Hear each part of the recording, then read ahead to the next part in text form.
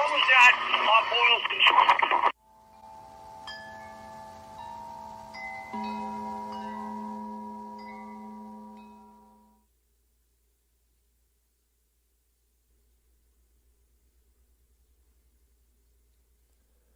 Welcome to the Boston Unbombing. How and why the Boston Marathon bombing was a staged false flag event. For those of you who don't know, a false flag is a covert operation which is designed to appear as if it has been carried out by political enemies, and which is used as a pretext to start a war or to enact draconian laws in the name of national security. A false flag can be an event of real violence, or as in the case of the Boston Marathon unbombing, it can be an event of make-believe violence. In either case, the ultimate objective is the same. Before proceeding, I have two introductory passages to read with some commentary. The first is a reading from the Gospel of Matthew. Jesus said, "Lo, I send you forth as sheep in the midst of wolves. Be ye therefore wise as the serpents and simple as the doves." I'm starting with this passage because it's a warning given by the man from Galilee himself about being naive. Don't be naive. Beware of the con artists. Beware of the wolves. Do be simple, but also be wise. And now a reading from the Gospel of Progressivism, the Gospel of the Wolves. Verily, verily, the ends justify the means. Historically speaking, progressivism is the philosophy that calls using the state to control every aspect of your life progress. A more clear word for what I'm talking about is statism. Statism is firstly authoritarianism. The adherents of statism are arrogant and entitled authoritarians. They are the pseudo-liberals and neoconservatives in government, and are also found amongst the upper echelons of all large institutions that act in collusion with governmental authoritarians. The kind of control to which they believe they are entitled extends right to your perception of reality, which is why they lie. They lie and con and deceive and launch wars and proxy wars and displace populations with impunity, because the jury of their peers always finds them justified. They are complete materialists, and the day we stop believing their lies is the day we begin on a long overdue spiritual and cultural renaissance. End of sermon. Here we go.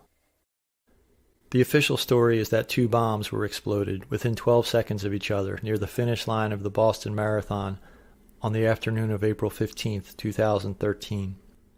We'll start our investigation with an overview of the scene.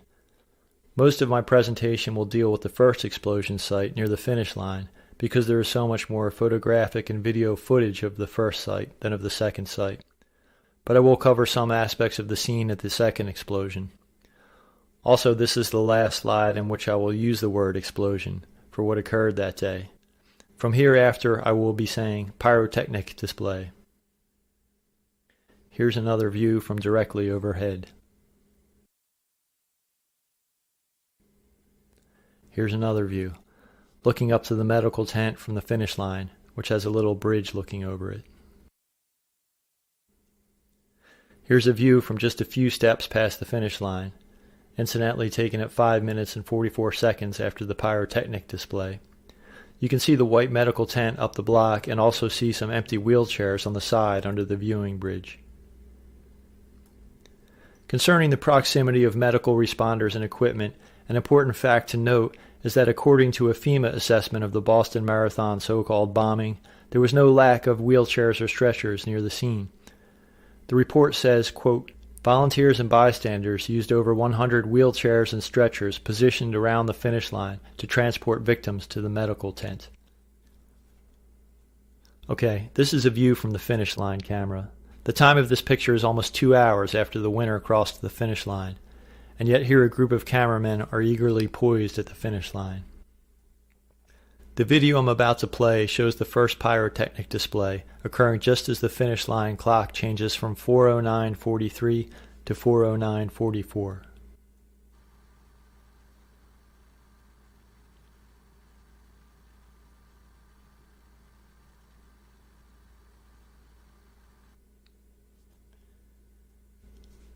These pictures show us some mainstream media cameramen at work soon after the pyrotechnic display. The only images of this event that the vast majority of the public has ever seen have come from mainstream media sources. The major source of both photographic and video footage comes from the Boston Globe. Additional mainstream footage comes from Fox News, ABC, NBC, and CBS, and a few professional freelance photographers. There were a few non-professionals and non-insiders who approached the scene and took some cell phone video or photos before being driven away by shouting police or by shouting bystanders. There were also 2 people who took many photos from nearby windows, one from more or less above the scene and another from down the street a distance. In the next 2 slides, I'm going to introduce the 2 sets of photographs taken from the nearby windows.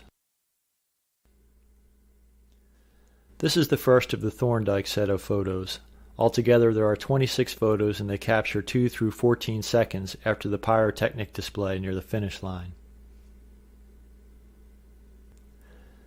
This image is taken from the Aaron Tang, or Haha Tango, which is his Flickr moniker, set of photos, which were taken from a window farther away than the Thorndike vantage. There are about 65 photos in the Aaron Tang set, which captured the scene near the finish line, from 19 seconds to over 20 minutes after the pyrotechnic display.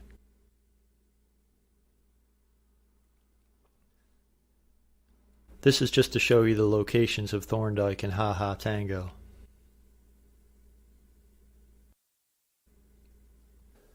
This is the only photo I've found taken from a window on the other side of the scene. This photo captures exactly 1 minute and 38 seconds after the first pyrotechnic display, before anyone was taken out of the area by wheelchair or by stretcher. Note that there is actually not a lot of people on the scene in this photo. Altogether, at the first pyrotechnic site, there were 27 victims lying or sitting down on the ground, appearing to be injured. Not all of them clearly visible in this photo, of course. Plus, there were a number of people who stayed standing and walking around at the site and were later reported as injured. Plus, there were a number of people who ran away from the site very soon after the pyrotechnic display, or possibly were never near the site at all and were later reported as injured. And at the second pyrotechnic display site, a block down the street, there was a much smaller amount of victims. We will soon be discovering that all of these victims are actually crisis actors. Now, when I say crisis actors, I don't mean professional actors or professional crisis actors. I mean people of various professions and walks of life who were recruited to be crisis actors in this particular event. Though most of our focus will be on the first site, here is the site of the second pyrotechnic display, which is a block further back from the finish line than the first site. The alleged epicenter of the alleged blast, aka Ground Zero, in this picture is between the tree and the dark green mailbox. This photo was taken 13 seconds after the second pyrotechnic display. The picture is grainy, but there are several so-called victims on the ground between the mailbox and the tree. There are several more to the left of the tree and behind the barricade fencing on the left. Altogether, there's around a dozen so-called victims near Ground Zero in this scene. But the stage of the second pyrotechnic site was wider than just the immediate area around Ground Zero. By the time this photo was taken, there were a number of so-called victims who were taken away or ran away from the immediate area of Ground Zero. Plus, there are some so-called victims who show up in the media footage who were probably never close to Ground Zero at all. From all the available footage, there are no more than 24 crisis actor victims on the entire stage of the second pyrotechnic display, which is to say nothing of their accomplices, the crisis actor heroes, the people who played the roles of the uninjured helpers. So, the official story is that there were 264 people injured at the Boston so-called bombing, but in reality they kept the number of crisis actor victims a lot smaller than that. The number of crisis actor victims between both sites was somewhere around 70 people, and I should mention that quite a few of them appear to have missed out on the injury makeup and fake blood. Anyhow, there was certainly nowhere near 264 crisis actor victims, and there was 0 real victims, because the entire event and all its transpirings was not real. But before we go into the particular transpirings of the Boston Unbombing, we have to have full context. so I'm going to shift gears for a few moments. The first thing you need to know is that the Boston Unbombing was, in a nutshell, a disaster preparedness drill gone live. Meaning that the Boston Unbombing was carried out by people within various federal and local government agencies that have been involved in running mega disaster preparedness drills across America for years now. But what's the use of telling you that the Boston Unbombing was a large disaster drill gone live if you don't know what a large disaster drill looks like and what types of participants and props and effects are typically in use therein? In order to have the necessary context, we have to go over some of the basic elements of large disaster and emergency response training drills. So here we go. Even crisis actors get a coffee break. These are crisis actors at a recent large disaster drill in England. Fake wounds and fake gore are called moulage in the special effects industry and are an element of hyper-realistic emergency response drills. Moulage is our word for the day. Here's some more media coverage of the same drill in England.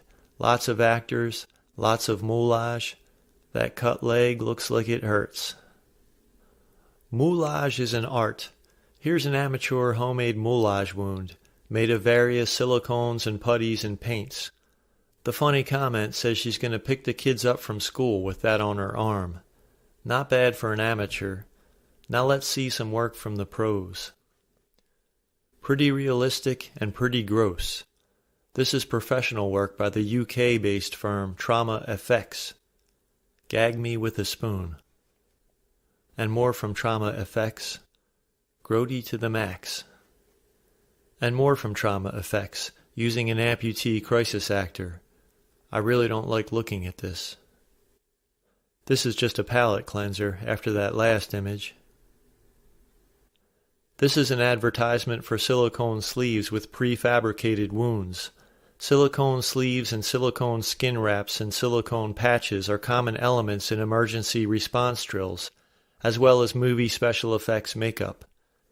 Here's a different silicone sleeve you can buy from the same company. Collect all 12. But you should also get a fake blood pump kit if you're going to do the job professionally. Notice in the picture at the top that the fake wound is bleeding. Of course it is. Bleeding is an important part of trauma simulation.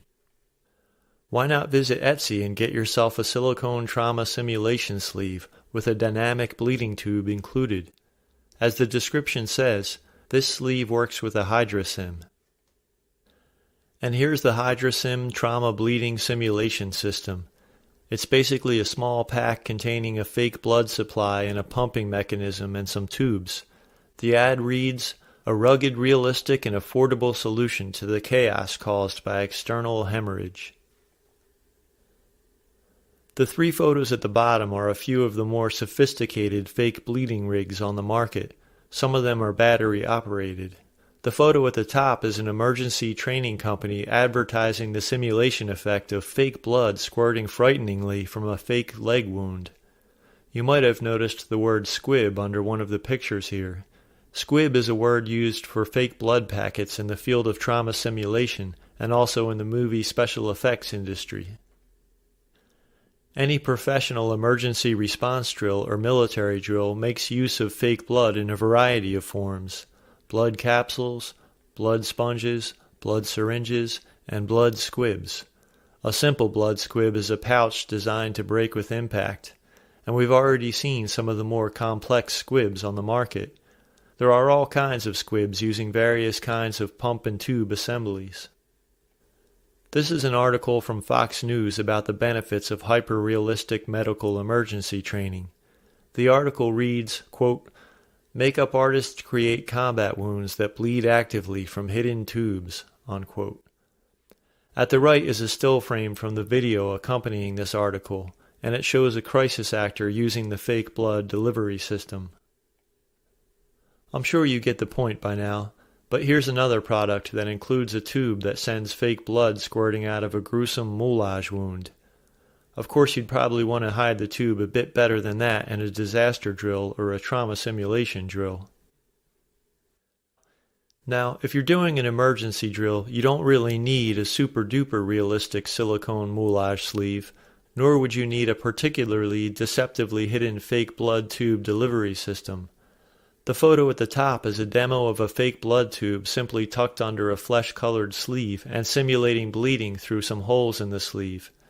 That wouldn't pass in a Hollywood movie. The silicone sleeve on the bottom, on the other hand, is quite convincing. You can hardly see the edges. Sneak a fake blood tube under there, and you're ready for the big screen.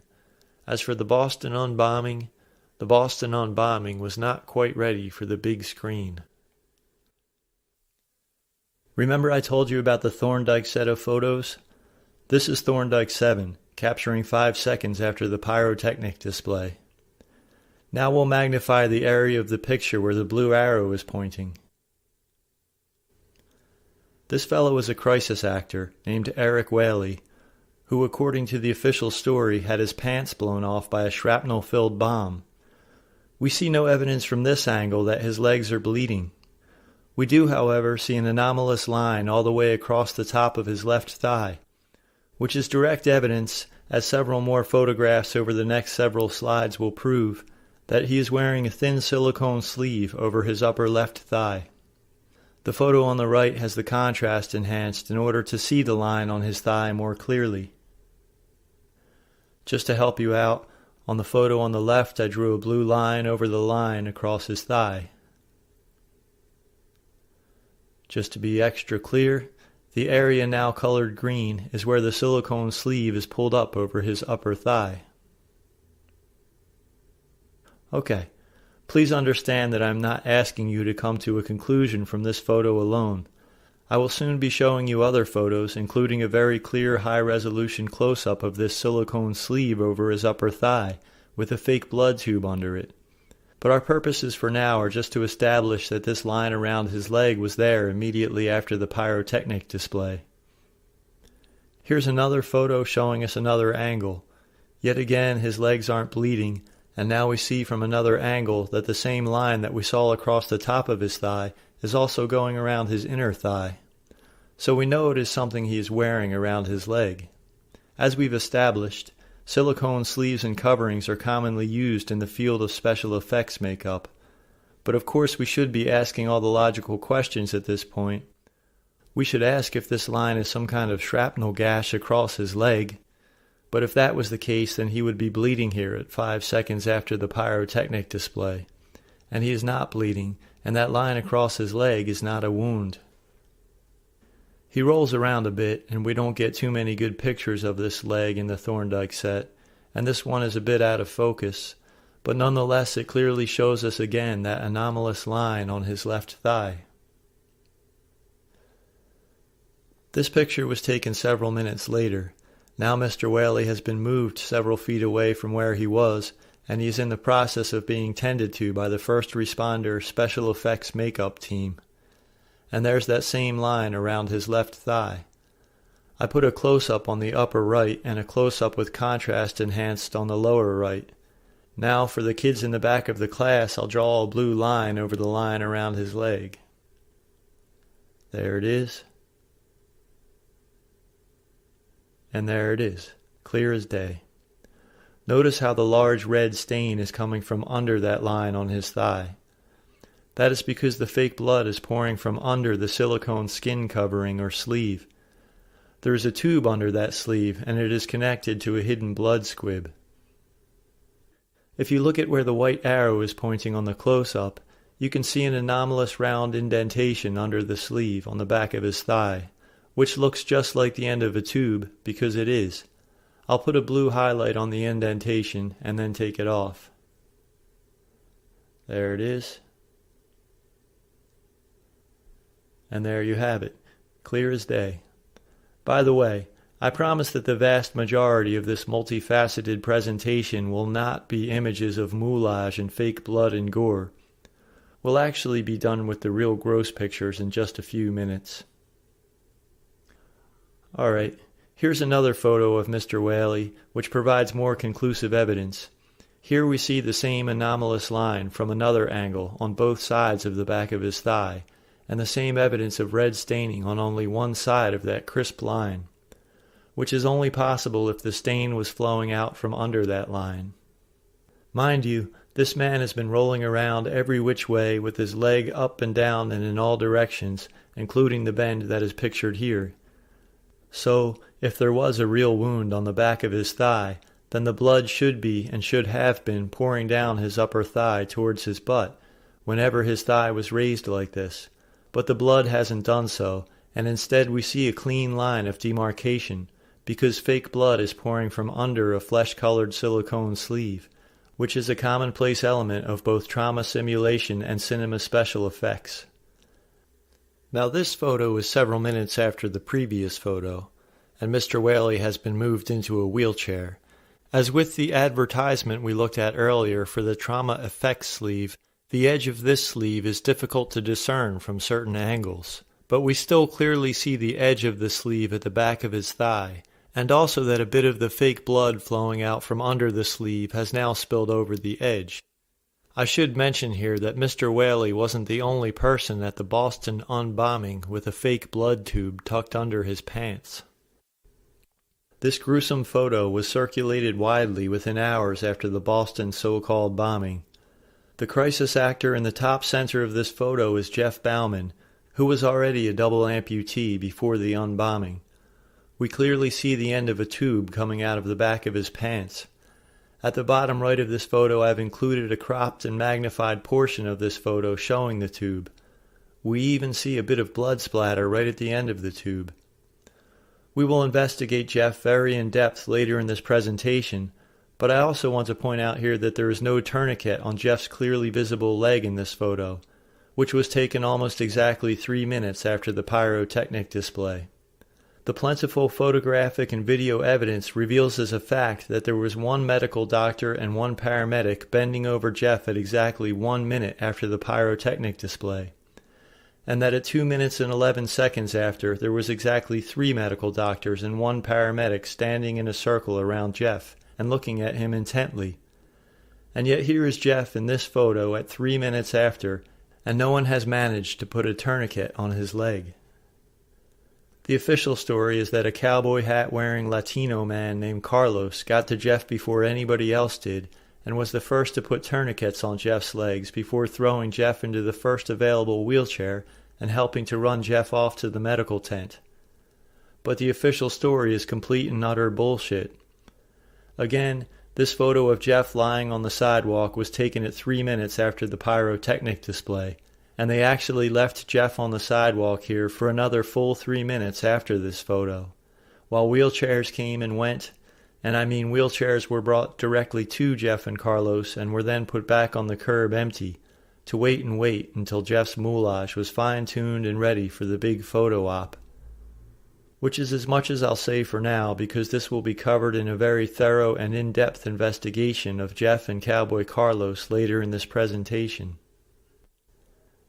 But we haven't bid a proper farewell to Mr. Whaley of the silicone thigh sleeve yet, so here's one last picture of him, here going back to the Thorndike set at 4 seconds after the pyrotechnic display. The picture is hazy, but it shows that the back of his legs are not a bloody, mangled mess. Again, the official story is that a shrapnel bomb blew off his pants at close range. But it is impossible that the shrapnel blasting out at close range and at great speed and force would leave his legs so clean. Okay, now we will move on to another crisis actor who demonstrates exactly what a shrapnel bomb cannot do to clothes and skin. Mr. Whaley wasn't the only person who lost his pants at the Boston Unbombing. A sure sign of unreality in this event is all the people who had clothing torn off, according to the official story, by a shrapnel-filled blast, and yet their skin remained unbleeding. The guy in the middle of this picture with the shredded clothes I call Running Boy. According to the official story, both of his pant legs and one of his shirt sleeves have been torn off by a shrapnel-filled bomb, and that which is left of his pants and shirt have been quite shredded, and yet he has no bleeding shrapnel wounds on his legs or arms or torso or face or anywhere else. Here we see one absolutely non-bleeding scratch mark on the side of his lower left leg.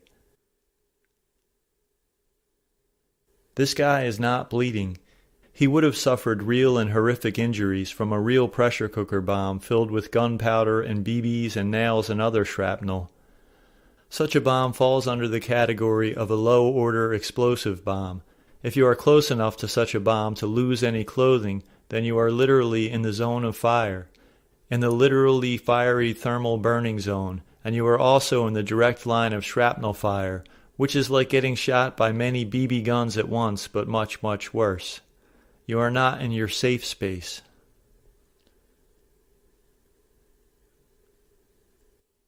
Looking good. Looking ridiculous.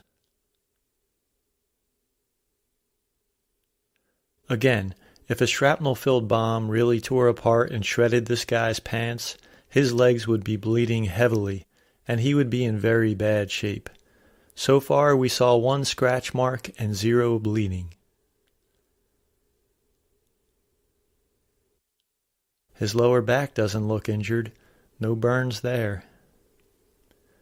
Sure don't look burned.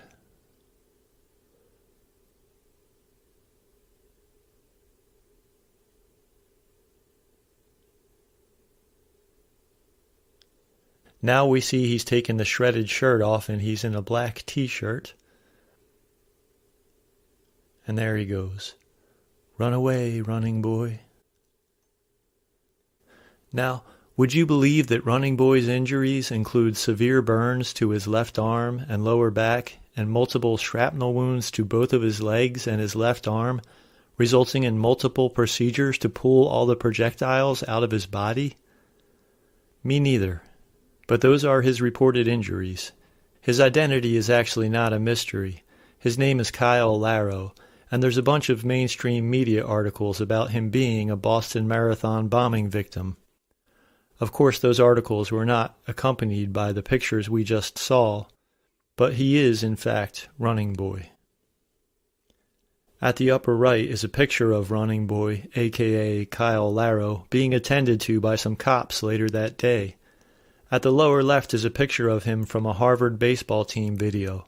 Same guy. I should also mention that when he was a kid, he was a cast member of a TV show called Zoom, which I only mention because in this picture of his Zoom days, he's making exactly the same face as he is in the picture above it. Don't worry, Running Boy. We know you're not the bomber.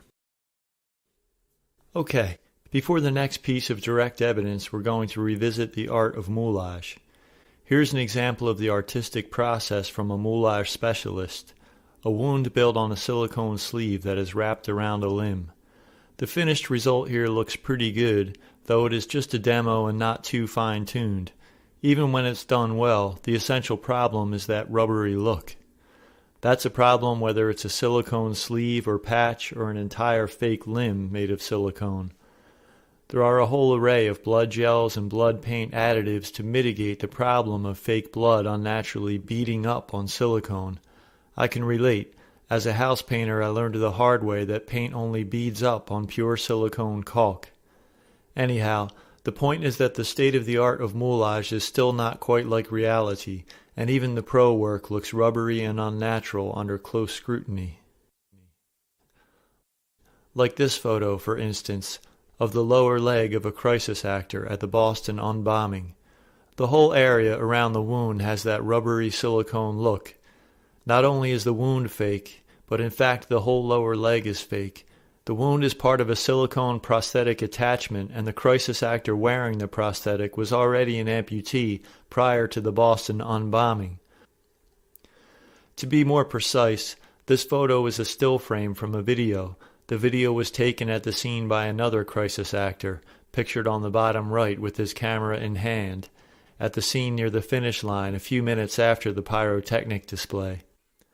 For almost 2 years after the unbombing, this footage was unseen by the public, thus escaping the initial flurry of scrutiny and investigation in the weeks and months after the event. The fact that such blatant evidence of fraud was ever released at all is a testament to man's perennial hubris. I know this wound is fake not only because it looks completely fake to me, but because I also showed this image to a trauma surgeon and asked their opinion.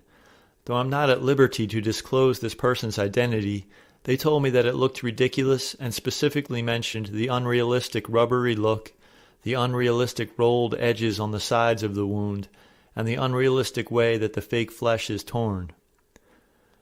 But we don't have to rely on hearsay or anyone's word for it to be absolutely sure that this wound is fake, because we can directly prove from the early Thorndike photos that this wound is fake, so let's do that now. Here are two photos showing the same fake lower leg wound at 8 and 9 seconds after the pyrotechnic display. These photos are magnified portions of two photos from the Thorndike set. If this wound were real, then the medical impossibility displayed in these photos would be that this very severely wounded lower leg is not bleeding. Thorndike photos 6 through 17 show that this lower leg stayed at the same spot for at least 6 seconds, in which we see that the wound is not bleeding at all, and also that the pavement on both sides of this wounded lower leg does not have any blood on it at all, when in reality there would have had to be a large amount of blood spilling onto the pavement. Zooming out a bit, I want to point out that the girl with the fake lower leg wound, whose name is Rebecca Gregory, by the way, isn't the only person in this area who should be bleeding heavily onto the ground, but is not doing so. According to the official story, the man at the left side of these photos, with the white hair and the red jacket, named Bill White, suffered a severe lower right leg wound, so bad that doctors had to amputate his lower right leg. He should be bleeding all over the ground. Look at the ground around his leg in the bottom photo. It is 11 seconds after the blast, and no blood. To make matters more ridiculous, notice in the top 3 photos the guy wearing shorts standing up in the middle. Actually, I should say the guy wearing partial pants, because his pants are supposed to have been blown partially off by a shrapnel-filled bomb. Anyhow, notice how in the top photos his right leg is right next to the right leg of Bill White at the left. The official story is that this guy in the middle, named Pete DiMartino, just had 90% of his right Achilles tendon blown off by the alleged bomb. Notice in the bottom photo when Pete moves his leg away that he should have bled all over the ground in the same area where Bill White should also be bleeding all over the ground, but isn't bleeding. Because the official story is a lie. Also, consider that if a shrapnel-filled bomb really shredded Pete's pants off of his legs, then he should be bleeding heavily from multiple areas of his legs. You can see in the bottom photo that Pete did manage to wipe some fake blood on his leg, but the irrefutable telltale evidence is that no one has bled onto the ground here. Eventually, however, Bill White does manage to spread some fake blood onto and around his leg, as we shall document momentarily. So back to Bill White. In the photos at the top, we see at 12 seconds after the blast that Bill reaches his hand down to his right leg, which as of yet is not in a puddle of blood, and then at the photo at the bottom, we see that when he pulls his hand away, there is finally blood, at 13 or 14 seconds after the blast. Again, the official story is that his lower right leg was severely wounded. The problem, and the medical impossibility, is that there was no blood for the first 12 seconds. The explanation is that Bill has been supplied with a blood squib. Every crisis actor in this false flag event was supplied with various blood squibs and blood capsules. There were also several moulage makeup artists on the scene, who in addition to setting up and fine-tuning the fake wounds and fake blood, were also busy dousing the ground in fake blood. Moving on, these photos are magnifications of a photo showing us a young female crisis actress being wheeled away on a stretcher from the first pyrotechnic site. I've placed a blue arrow on the photo which points directly at a silicone moulage sleeve or covering that has been placed over and partially around her left leg, and not very well placed at that. The pictures at the right are a further magnified section of the photo, with contrast adjusted at the bottom right for better clarity. I'll briefly highlight the edges of the silicone moulage sleeve covering with blue lines. There it is. And there it is, clear as day. The light blue arrow is pointing at it. The photographer just happened to be at an angle to catch it. The red arrow is pointing to part of her real leg, and you can clearly see that part of her real leg is disappearing under the right side of the silicone moulage covering, and you can also see down by the shin of the leg that there is a wide gap between the bottom of the silicone covering and the lower leg that it has been placed over. This is a very blatant example of fake injury props in use. Zoomed out to the full picture, we see that this photo was taken while the stretcher was still near the sidewalk curb. They will do a little further moulage adjustment before they make their dash across the finish line towards the medical tent. Now they are crossing the finish line.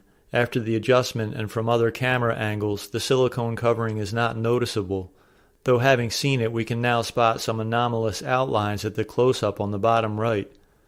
By the way, this crisis actress is named Crystal Campbell, and the official story is that she died that day.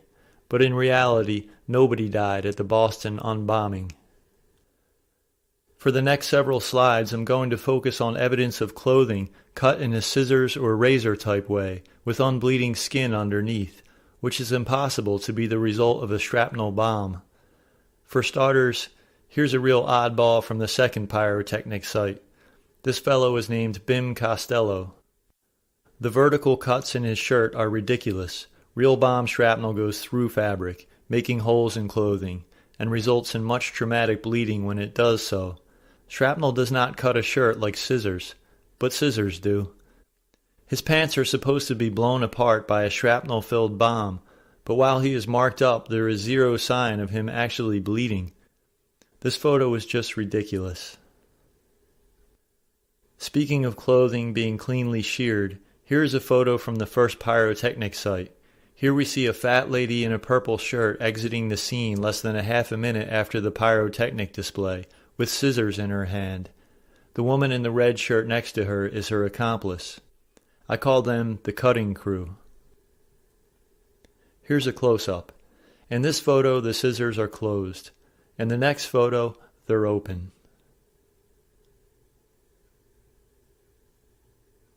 This guy has recently met with some scissors. The two photos on the left are from the Thorndike set, and we see this fellow's pants neatly sliced open just a few seconds after the pyrotechnic display. The two photos on the right are from Ha Ha Tango and show him minutes later displaying the tailoring for a cop. He told ABC News that his jeans were blown apart by a bomb. His name is Colton Kilgore. Yes, I see the reddish color of his right leg on the picture at the right, and I've already established that fake blood abounded that day. It is the absolutely kooky, crazy cutting of his pants that I'm pointing out as an impossible result of a shrapnel bomb. Let's listen to him. I am, and as you can see, there are my jeans that were blown apart, and this is the strip that I was trying to tear off to use as a tourniquet. Still Boston strong, he hopes his testimony painted a picture of the bloodshed. You know, it was really an honor to get to represent my fellow survivors. Punk?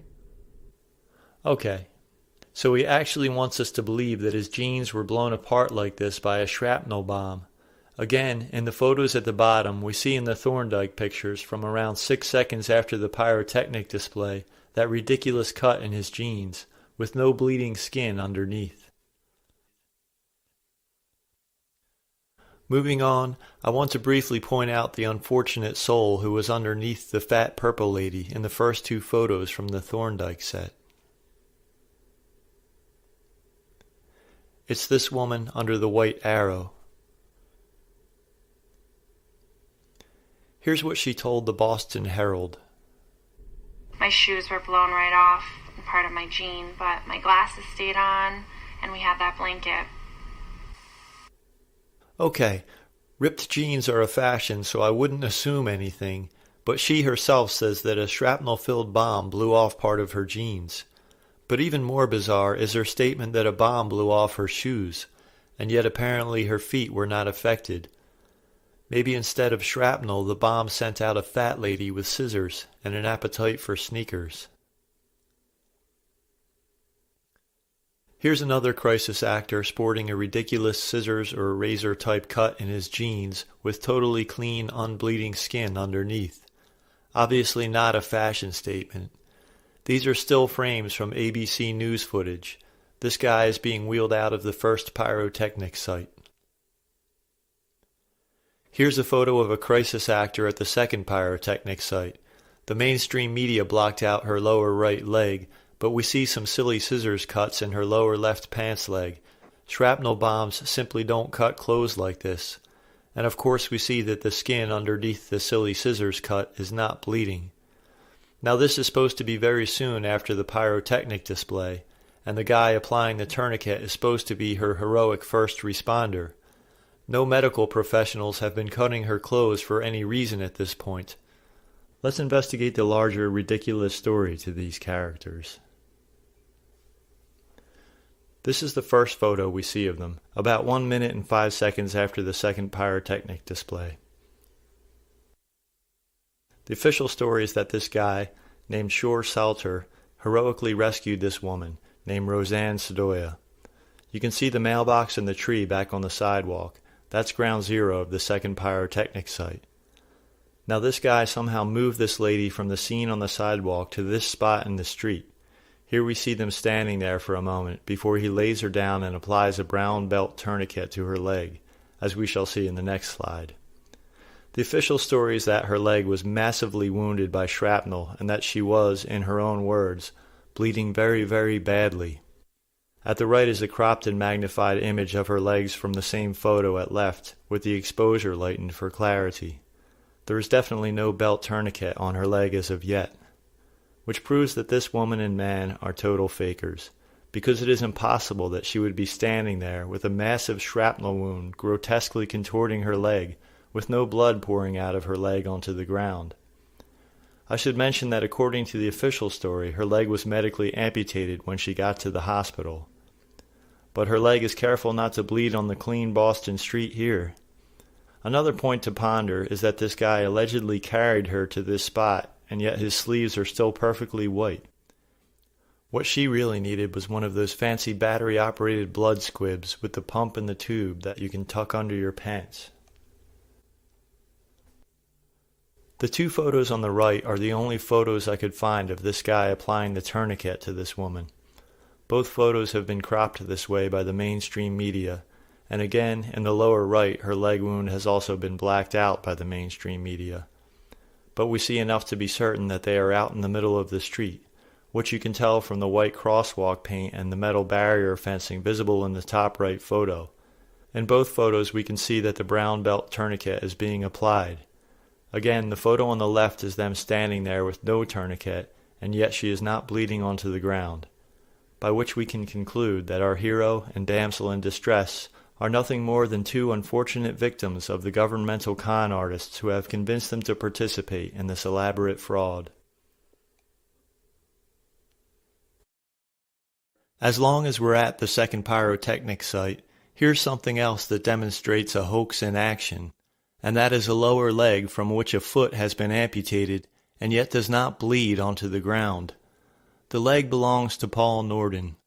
The photo at the left is 20 seconds after the second pyrotechnic display, and if this were real, then by now there would have to be a huge puddle of blood under that missing foot on the sidewalk and the sidewalk curb.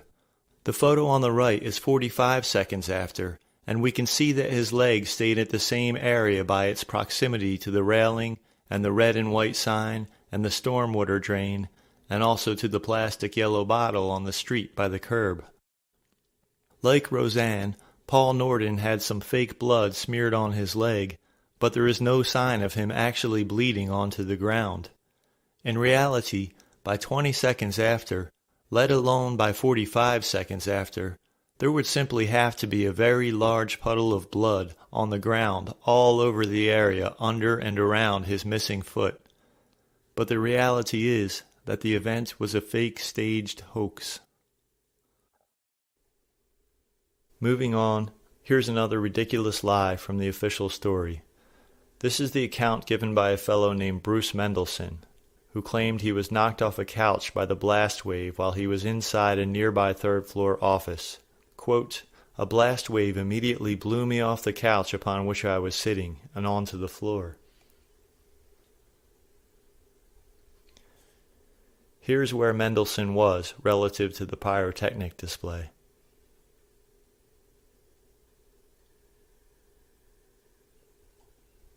This same story is repeated on his Storify blog. Quote, "A blast wave blew me off the couch upon which I was sitting and onto the floor." Bruce's story is beyond ludicrous. The official story is that the pressure cooker bomb was loaded with black powder, also called gunpowder, which is categorized as a low explosive or low-order explosive. Low explosives, when used in a pressure cooker bomb, can be horrifically destructive, but they simply do not generate the kind of blast that can knock you off a couch inside a third-floor office at the distance Mendelsohn claims to have been. On the other hand, high-energy explosive materials create a supersonic blast wave of pressurized air that can knock people down at a distance well beyond the incendiary zone. If there had been a high-order explosive detonation, then yes, there would have been a huge knock-you-down blast wave, and there would have also been a crater in the sidewalk and a wide ring of dead bodies around the detonation site. God forbid. Just by analyzing the footage, you can see that plenty of people who were actually close to the pyrotechnic remained standing. Both of these images are from 1 second after the pyrotechnic display. Lots of people on the sidewalk are still standing. Why didn't all the people in the street get knocked over by a blast wave? No one on the street fell over excepting one old fellow named Bill Ifrig, who was a member of the crisis actor crew. As for Bruce Mendelsohn up in his third-floor office, Bruce Mendelsohn, you're fired. Actually, there was also a guy over in the bleachers who said he was knocked over by a blast wave. Like Bruce Mendelsohn, John Mixon was allowed to run onto the scene and play hero. In the article here from the Portland Press-Herald, Mixon says that the blast wave knocked him right out of the bleachers. To which I reply, Fibber McGee, you're fired. There was no bomb. But we all saw something go boom, so let's briefly consider the question of how it's possible that what we saw wasn't a bomb. Is it possible that special effects experts could conduct a fairly convincing simulated explosion in a crowded area without injuring anyone? The answer is yes. They do it in the movies all the time, and also in military training battlefield simulations, as featured on this slide. And they also do it on stages at entertainment events. Of course, Hollywood pros can do much better, but here's an amateur small-scale demo of an explosion effect at close proximity.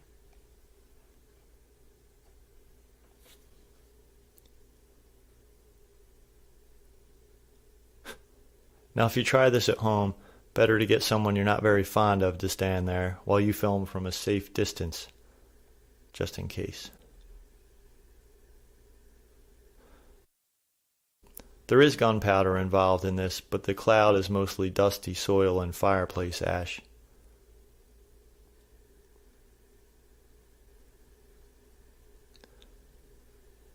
Notice that absolutely no part of his clothing was burned off. I should also mention that there are all kinds of explosion simulation effects which don't use gunpowder at all. There are pneumatic compressed air mechanisms. There are smoke machines, which come in a variety of shapes and sizes, and there are cryogenic CO2 jets. Often several different effects devices are used simultaneously in combination. Just add a well-timed flash of bright yellowish or orangish light to simulate a flaming core. The area within the railings would have been an ideal area for explosion simulation mechanisms, including smoke machines and cryogenic CO2 smoke jets. They could have possibly hidden pipes within the railings, or they could have possibly utilized the built-in metal pipes sticking out of the sidewalk in front of the building. Again, I'm only talking possibilities here, just to make the point that simulating a bomb explosion at the site would not have been beyond the ability of special effects professionals. It's worth noting that in the 6th and 7th and 8th Thorndike photos, we see a guy reaching under a board that appears to have a hole in it, and he picks something up from under the board. It looks like he's grabbing onto a handle. Could be a smoke machine. Could be a smoke machine disguised in a black bag. Just talking possibilities. And in Thorndike 9, 10, and 11, we see him walk towards the Marathon Sports Store with whatever he retrieved. The smoke could have been coming from several locations. In the photo at the top, from 2 seconds after the initial moment of the display, we see that a lot of the smoke is actually further back on the sidewalk towards the buildings. The photo on the bottom is from 5 seconds after, and we see that the flags that were not blowing outward from any wave of the so-called explosion at 2 seconds after are now blowing outwards furiously. It was a windy day, so who knows? But something else in this photo that we see is a stream of smoke apparently blowing sideways and downwards out of a window, as indicated by the blue arrow. Blowing smoke or fog out of the windows would have been easy enough to do. And that concludes our questioning of whether it would have been possible to simulate an explosion. It would have been a cakewalk for the professionals.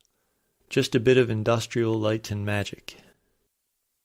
Alright, now we're going to focus in depth on one of the most famous and iconic episodes of the Boston Marathon Unbombing, and that is the heroic rescue of Jeff Bauman, who lost both of his legs, by Carlos Arredondo, who wears a cowboy hat and carries an American flag.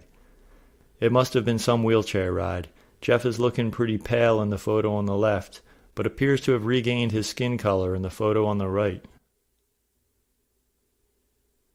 Here's Carlos heroically jumping over the fencing to get to the scene. The Star-Spangled Banner is gallantly waving in his hand. And here's the award-winning photographer in the process of taking the iconic photograph we just saw. Okay, let's hear some interviews. Here's Carlos telling the Democracy Now! Program what happened. I just concentrate and removing the fence to help everybody to come into the scene, and then I concentrate on a young man who lost both of the limbs. I rip up a t-shirt, and another gentleman helped me out, and we put these tourniquets in the legs, and then the first wheelchair they arrived, I pick him up and put in the wheelchair, and I drag him out of there because I still. Okay.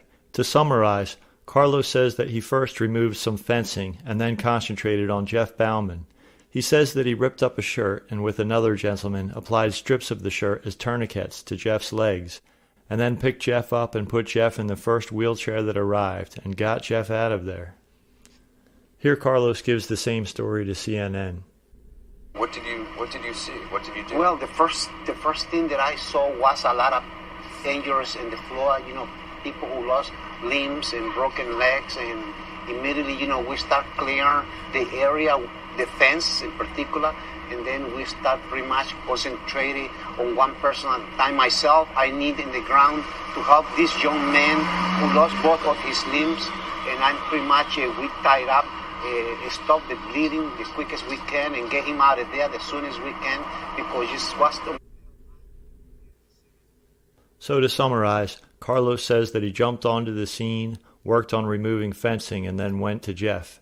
Carlos says that Jeff was bleeding when Carlos got to him, and that he applied tourniquets to stop the bleeding, and then put Jeff in a wheelchair and got Jeff out of there as quickly as possible. Here's Carlos on Boston's Dennis and Callahan show giving us more details on his interaction with Jeff. So he was on his back and he hadn't seen what had happened to his lower legs, is that right, Carlos? He was trying to move, but I avoid for him to see what happened to his legs. Right. Like that, a lot of blood was coming out of his limbs. So I reach a sweater in the ground and I rip it apart. And another Samaritan who came along to my side, he helped me out to stop the bleeding there. So you put tourniquets, you and a fellow Samaritan put tourniquets on both of Jeff's legs. And we put tourniquets there. You held the artery in your hand, correct? We see the picture of you with the femoral artery. Yeah, as soon as I pick him in the wheelchair, somebody came running with a wheelchair. I grabbed it right away because I know Jeff was needed to get out of there as soon as possible. So I put Jeff in the wheelchair, and then I just start holding his artery by turning around the piece of rope in my hand like that. So to summarize, Carlos says that when he got to Jeff, he saw that Jeff was bleeding heavily from his legs.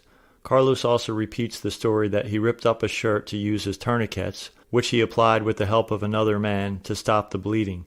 And then as soon as someone came running up with a wheelchair, Carlos grabbed it, right away, he says, and got Jeff out of there as soon as possible. The other Samaritan mentioned by Carlos to Dennis and Callahan is the man pictured here, Dr. Alan Panter. The official story is that together Carlos and Dr. Panter got tourniquets onto Jeff's legs. Panter has been quite vague in every interview about his interaction with Jeff, but let's listen.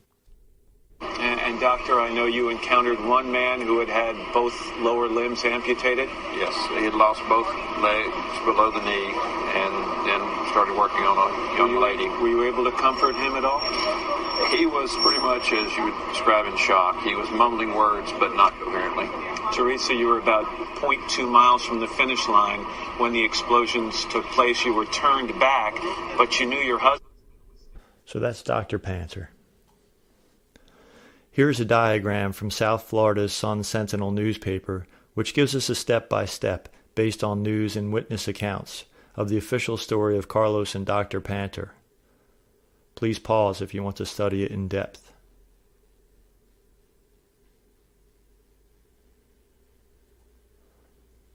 Jeff Bauman also gave an interview to Boston's Dennis and Callahan show, and Jeff's account is an abbreviated version of Carlos' account. Jeff was laying there on the ground thinking he's going to die, and then Carlos ran up and picked him up and threw him into a wheelchair. Are you thinking at that point you're going to make it? Not really. Actually, when Carlos picked me up and threw me into the wheelchair, then I was like, all right, maybe I am going to make it. But before that, no way. I thought I was done. Carlos told us that two things he wanted to accomplish with you, Jeff, was to stop the bleeding as best he possibly could, which he did a pretty good job. And the other thing is he didn't want you necessarily to see exactly, what had happened to you. At what point did you see what had happened to you? Were you aware of what had happened? Yeah. So that's what Jeff has to say. Now we'll follow Carlos and Jeff through the extensive photographic and video footage. The evidence will reveal that the official story of Carlos and Jeff is in fact just a lie, and that Carlos and Jeff are but two members of a larger cast of crisis actor victims and pretend heroes and make-believe bystanders, all carrying out their given roles. Let's begin following Carlos with the first of many photos from the Ha Ha Tango set, showing his actions at the scene. Here Carlos is jumping over the fence. We also want to know where Jeff is on this stage. See where the blue line shows a brick-paved section of the sidewalk? Jeff is on the bricks in front of the black lamp post, as the next slide will reveal.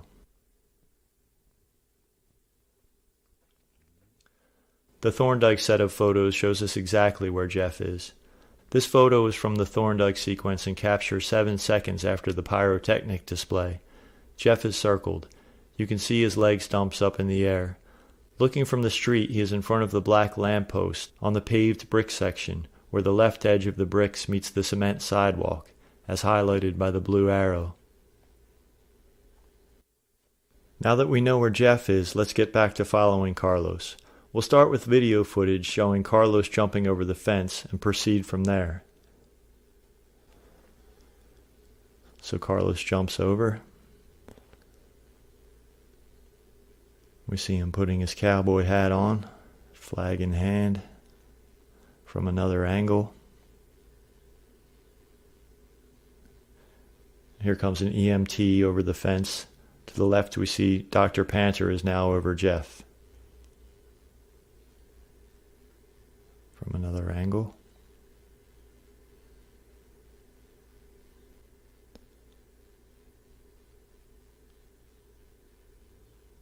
Okay.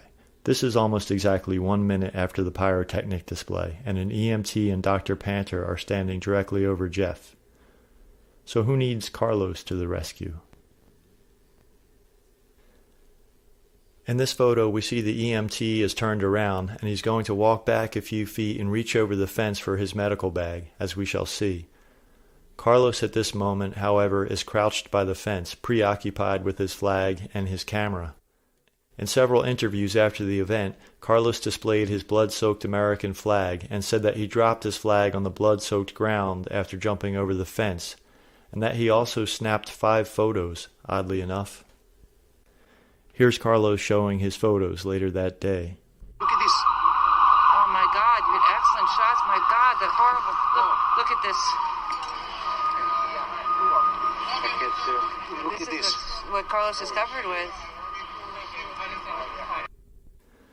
At the bottom of the slide is a portion of a Florida Sun-Sentinel article for which Carlos was extensively interviewed. He says he snapped 5 photos right after he jumped the fence because he thought it was important to record the moment. Okay then. Okay, now we're at 3 seconds after the last photo, 1 minute and 20 seconds after the pyrotechnic display.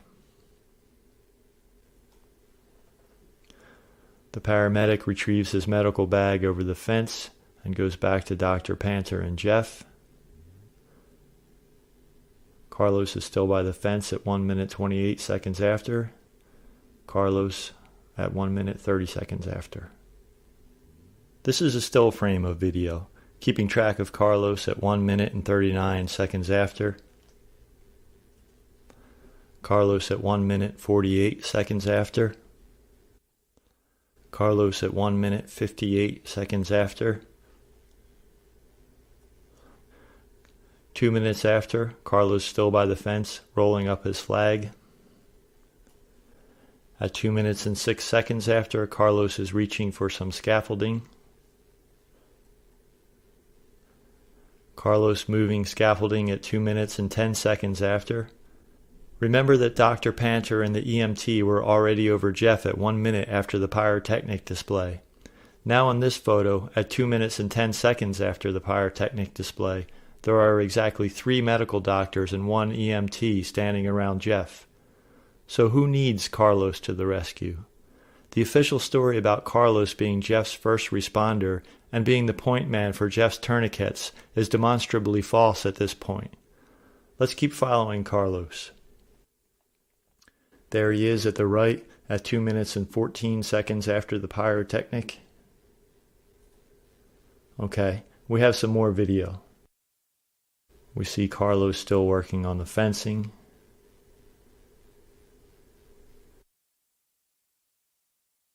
Then we see this guy walk up, who I call a scene director, and he talks to Carlos, gives Carlos some instructions. Now a man in a yellow jacket hands Carlos a large flag. Here, you like flags, hold this.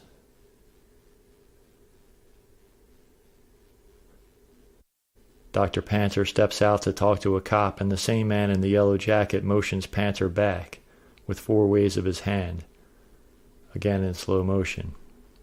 Waving Panter back, not looking directly at Panter, discreetly telling Panter to get back into his place on the stage. Now the guy taps Carlos, takes the flag back from Carlos, and converses with Carlos. And there they are at 2 minutes and 39 seconds after the pyrotechnic display. No tourniquets yet for poor Jeff. Ha Ha Tango caught them standing there also.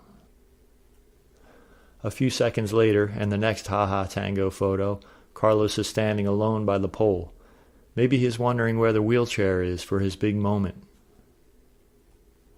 Maybe Carlos is wondering why that empty wheelchair is being wheeled the wrong way, and why that other empty wheelchair is just sitting there. As already mentioned, according to a FEMA assessment, there was no lack of wheelchairs or stretchers near the scene. The report says, quote, volunteers and bystanders used over 100 wheelchairs and stretchers positioned around the finish line to transport victims to the medical tent, unquote. Here's a photo of a guy right near the finish line rolling a wheelchair at only 19 seconds after the pyrotechnic display.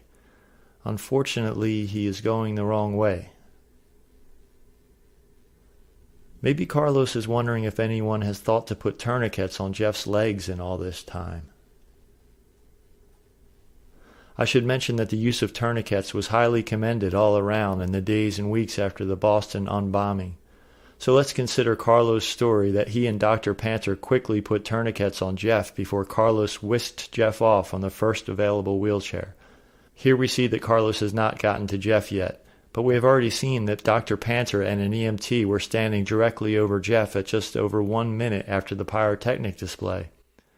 And we saw the paramedic retrieve his medical bag and bring it right back to Dr. Panther and Jeff. Here they are. Surely the Boston EMT knew that tourniquets would be essential for Jeff. Here's the basic treatment protocol for victims of explosions. Quote, limbs that are partially or completely amputated should be treated with the application of a tourniquet. It's just common sense. Then at almost 2.5 minutes after the pyrotechnic display, we saw 4 medical professionals, 3 doctors and an EMT, standing in a circle around Jeff. So has anyone put tourniquets on Jeff by now? The answer is no. Half a minute after the previous photo, the man on the left, circled and indicated by the blue arrow, comes onto the scene for the first time. He was not there before, but he is entering now, and he is easy to spot wearing a white visor. Note that he is also wearing camouflage pants and tan boots. Another half-minute passes, and we see that the man in the white visor and camouflage pants and tan boots is now standing very close to Jeff. Note that a woman is being taken out on a stretcher.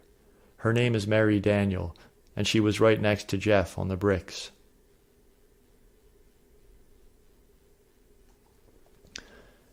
You might not have noticed her next to Jeff in this video frame showing Jeff between Dr. Panther and the EMT. There she is. Mary Daniel is being taken away on a stretcher, so there will now be an empty spot where she was on the bricks. Here is where we find out if anyone has put tourniquets on Jeff yet. This photo, which we've already seen, was taken just after Mary Daniel was removed, and here we see that the guy with the camouflage pants and tan boots has arrived near Jeff. Here we clearly see that there is no tourniquet on Jeff's exposed left leg. His other leg is partially wrapped in Dr. Panther's jacket, but clearly his left leg has not received a tourniquet, which completely contradicts the official story and also contradicts common sense, given the number of medical professionals seen surrounding Jeff up to this moment. As already pointed out, one other thing we notice in this picture is a tube coming out of the back of Jeff's shorts. Well, well, well. Holy moly. Nobody at the scene cares about getting a tourniquet onto Jeff because everybody knows that Jeff is a crisis actor. Remember that Carlos said that when he reached Jeff he saw that a lot of blood was coming out of Jeff's legs. There is no way that a bunch of medical professionals wouldn't think to put tourniquets on Jeff's legs. It really is common sense. Just for perspective, consider this news report about a kayaker who had his foot bitten off by a shark. His friend put a makeshift tourniquet on his leg, and a nearby charter boat rushed him back to the dock, but he still bled to death before even reaching the dock. By the way, I forgot to mention who took this photo of the non-tourniqueted Jeff lying on the ground at 3 minutes after the pyrotechnic display. I'll give you one guess. Kill again? You guessed it. Cowboy Carlos took this photo. The image at the top left is from the video clip we saw of Carlos displaying his camera to an interviewer. Compare the photo of the camera to the photo at the bottom right. I labeled a few of the identical features. It's definitely the same photo. You may recall that Carlos told the Florida Sun-Sentinel that he quickly snapped 5 photos just after jumping over the fence. In reality, Carlos took this photo almost 2.5 minutes after he jumped the fence. And he released the photo to the public that very day, within mere hours after the unbombing, as the screenshots at the bottom show. Again, aside from the lack of tourniquets, the most revealing feature is the tube coming out of Jeff's clothes above his thigh. Okay. So back to this picture at 3 minutes and 10 seconds after the pyrotechnic display. In this photo, we see that Carlos has finally arrived near the non-tourniqueted Jeff, around the same time as the guy with the white visor and camo pants and tan boots. Now, if you think that Jeff will be getting out on a wheelchair anytime soon, then think again. As an overview of the whole scene at this point, we see that the area is fairly flooded with first responder medical professionals of all stripes. I should also note that by now several crisis actor victims have already been taken away by wheelchair or by stretcher. Some were wheelchaired out or walked out by way of the sidewalk, as indicated by the yellow arrow on the left, and some by way of the street, as indicated by the green arrow on the right. Let's keep following Carlos. The next we see of Carlos in the Ha Ha Tango set, he is fiddling with an ID on a lanyard. There's also a blue wheelchair in the background. There's been a number of wheelchairs going all around the area. The time here is 4 minutes and 5 seconds after the pyrotechnic display. We know the exact time in this photo from the man in the upper right, who is crossing past the tree and past the guy in the gray shirt with the medical volunteer's arm on his back. Boston Globe cameraman Steve Silva captured the guy about to pass the tree and the guy in the gray shirt with the volunteer's arm on his back at 4 minutes and 3 seconds after the pyrotechnic display. There he goes.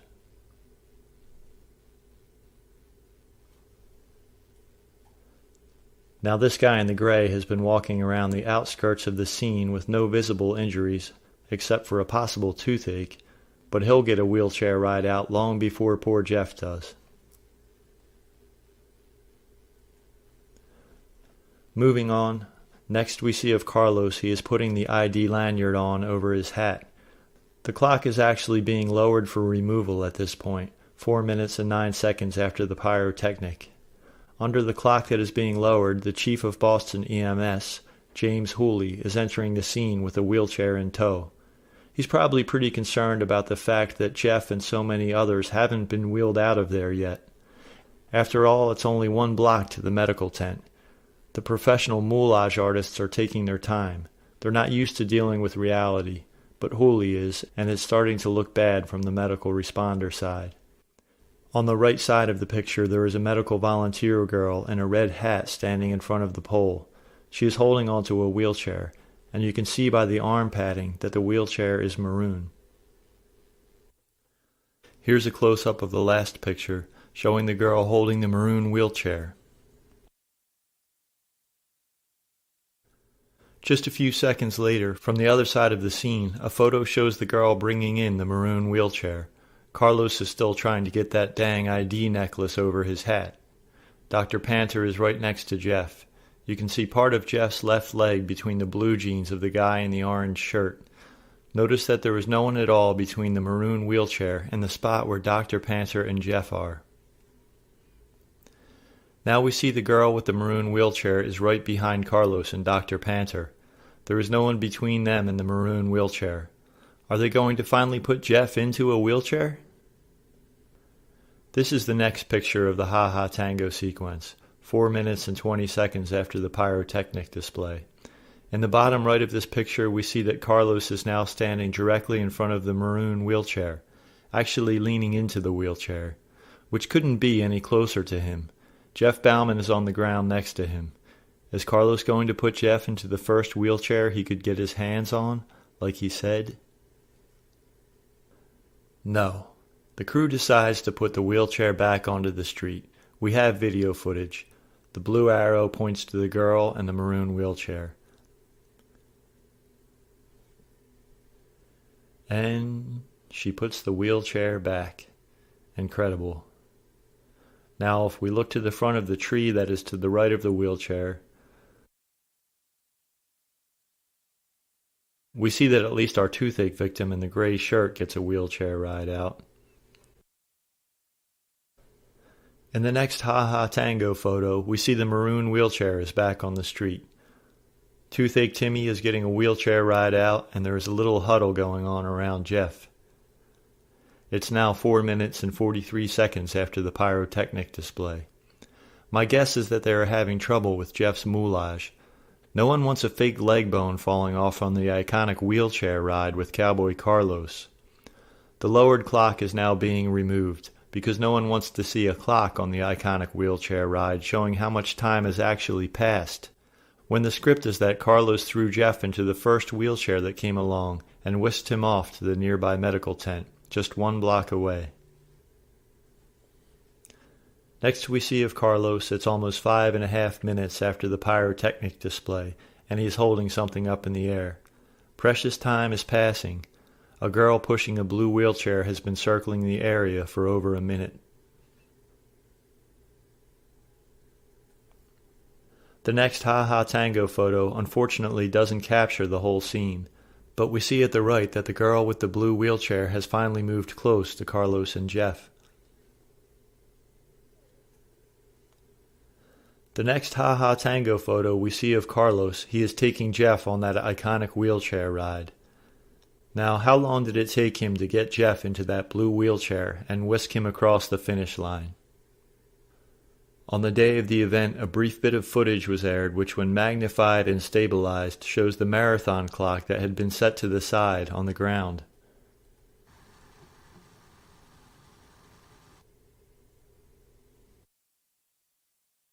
And there you have it. The marathon clock says 4:16:16. They crossed the finish line at 6 minutes and 33 seconds after the pyrotechnic display. But every last article in the mainstream media forwarded the lie that Carlos immediately rescued Jeff. Here's a typical report from GQ. Mind you, the pyrotechnic display was at 2:49 p.m. Here is GQ's account of Carlos' rescuing of Jeff, happening at 2:50 p.m., 1 short minute later. Quote, 2:50, a man in a cowboy hat is leaning over Bauman, etc., etc., etc., and still at 2:50, quote, a woman appears with a wheelchair. He's got to go, the man in the hat tells the woman. He turns to Bauman. I'm going to pick you up now. End quote. The important point is that the mainstream media got their story from the first-hand accounts of the people directly involved. For example, here's one of the many medical professionals who participated in the hoax that is the Boston Unbombing. In this first-person account of his experience in the medical tent, this male nurse forwards the official story of the speedy rescue of Jeff by Cowboy Carlos. The nurse writes, quote, the first victim to come into the tent was an image I would never forget. A young man was wheeled in with both of his legs amputated by the blast, unquote. By which of course he means Jeff Bauman, who was the only double amputee there. But it is really unfathomable to think that this nurse could have missed 11 people who were brought into the medical tent before Jeff Bauman was brought in. A few of them were sporting some pretty serious fake blood, and according to the official script, several of them were very, very seriously injured. A simple examination of the video footage from several news sources, particularly the Boston Globe and ABC News, shows us conclusively that at least 11 people, beginning with a cop in a wheelchair, were all brought into the medical tent before Jeff Bauman. Here are the 11 people. According to the official story, some of them were very close to death when brought into the tent, by which we know that the medical tent nurse who claimed that Jeff was in first is lying. I should actually say that at least 11 people were brought in before Jeff, because there may have been a few more that the news cameras didn't catch. Here's another nurse, named Betty Sparks, who tells the same lie. Quoting from her interview with the Improper Bostonian, she says, quote, I texted Scott to ask where the explosions were. Before he replied, a police officer was wheeled in with a bandage around his head. The next announcement called for ER nurses and doctors to grab supplies and go to the finish line. I did just that. As I ran out, Jeff Bauman was being wheeled towards me. Both of his legs were gone. Unquote. Let's hear her tell the same story in a different interview with CTV. So that when we heard the bombs go off, I wasn't totally sure what it was. But they asked for nurses and doctors to go out to the finish line with IV equipment, which I did. And the first sight I saw was Jeff coming across, and he had already lost 90% of his legs. Mm-hmm. And at that point in time, I have to say I was very frightened for what I was going to see when I got out there. Okay. Now, we know she's not telling the truth because she makes it clear that she ran out of the tent very soon and passed Jeff's wheelchair. As we know, in reality, Jeff's wheelchair was not being wheeled to the medical tent until almost 7 minutes after the pyrotechnic display, in which time Nurse Betty could not have possibly missed 10 of the people brought into the medical tent before Jeff, including a few who are said to have almost died, and one who had to have a leg amputated. Now back to the article. Nurse Betty adds another lie. So picking up from where we were, quote, "As I ran out, Jeff was being wheeled towards me. Both of his legs were gone. Next I saw a stretcher coming at me. They were performing CPR on Crystal Campbell," unquote. As you recall, Crystal is the girl that they say died. We know Nurse Betty is lying because the fact is that they didn't wheel Crystal Campbell across the finish line until almost 3 minutes after they wheeled Jeff out. Crystal's stretcher hadn't even arrived yet empty to the pyrotechnic display site when they were wheeling Jeff out.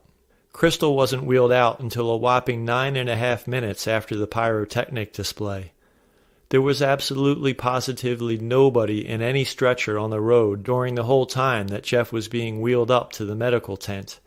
In fact, before Jeff's wheelchair ride, there was only 2 stretchers brought up the road to the medical tent. One was carrying Victoria McGrath, and the other was carrying Mary Daniel, and they were wheeled away from the finish line almost side by side, starting at 3.5 minutes after the pyrotechnic display, and arrived at the medical tent long before Jeff was even in a wheelchair. The next stretcher carrying anybody up the road crossed the finish line over 2 minutes after Jeff was already in the medical tent, and that stretcher was carrying Crystal Campbell. Again, Crystal wasn't wheeled out until 9.5 minutes after the pyrotechnic display. This slide is a still frame from Boston Globe cameraman Steve Silva's footage, showing Crystal's stretcher a block past the finish line on the way to the medical tent at 10 minutes and 21 seconds after the pyrotechnic display. In the upper right is a photo of them taken from above the finish line for comparison. That's definitely them. Also, the time-lapse finish line camera ends at 9 minutes and 20 seconds after the pyrotechnic display, and Crystal's stretcher has not crossed the finish line before the time-lapse video ends. So we know for certain that they didn't get Crystal out until over 9.5 minutes after. Not only is Nurse Betty Sparky full of malarkey, but Crystal Campbell did not die at the Boston Unbombing. Perhaps she is enjoying a new career overseas. Perhaps she's had a little light cosmetic surgery. Or perhaps she was dead before the unbombing, and they used her identity as a casualty. Perhaps Crystal isn't even her real name. One thing's for sure, though. She didn't die at the Boston Unbombing. All right. In yet another interview, Nurse Betty tells the same lie about passing both Jeff's wheelchair and Crystal's stretcher as she was running right out. Plus she adds another lie, saying that she treated a woman named Lou, meaning the Asian woman Lu Ling-zi, who was the only reported female victim named Lou that day. But the problem for Nurse Betty is that Lu Ling-zi was at the second site, and Nurse Betty did not go to the second site. Nurse Betty herself said that she went to the first site, near the finish line. Let's listen. I'm like, no, it's a transformer. And then the second one off. And at that time, to my left, I saw the Boston EMS gentleman start setting up IVs, setting up cots. So at that point in time, we knew something was wrong. And what was your thought as you're running to the finish line, knowing that your son and your daughter-in-law may be involved in this? I was very frightened, especially as I'm running. Who's coming toward me is Jeff, the individual who's in the wheelchair that was losing both legs. Yes. And another stretcher had Crystal in it that they were doing active CPR. So I'm running past that site, and I get to where all the casualties are now on the ground with blood everywhere. So now I'm feeling a little panicky. I can feel the tears now starting to come to my eyes. I remember getting to the site. They were doing CPR on the young girl, Lou. And I looked down, and they say, I need a defibrillator. So I stood up and I yelled for an AED, and one of the Boston EMS threw it to me, and I handed it down, opened it up, and turned it on. Okay. Again, the problem for Nurse Betty is that Lu Lingzi was at the second site, and Nurse Betty did not go to the second site. Nurse Betty herself said she went to the first site near the finish line. In the article featured in the previous slide, Nurse Betty talks about running into the Marathon sports store at the first site. At the upper left of this slide is a photo from Ha Ha Tango catching Nurse Betty at the first site. In the article from the previous slide, she talks about running into the Marathon sports store at the first site. At the upper left of this slide is a photo from Ha Ha Tango catching Nurse Betty at the first site at around 8 minutes after the display. At the lower left, another photographer catches her a little over 9 minutes after. The picture at the lower middle is Nurse Betty helping to wheel out crisis actress Michelle LaRue from the first site near the finish line. The photo at the lower right is a still frame of Nurse Betty helping to run Michelle up Boylston Street to the medical tent. Okay, I don't want to be unfair to Nurse Betty. All nurses are actually heroes in many ways, and I know Nurse Betty really has done many selfless and courageous things. For instance, she volunteered to go to Haiti and treat the desperate people there in the aftermath of the terrible earthquake several years ago. I don't want to unfairly pick on Nurse Betty.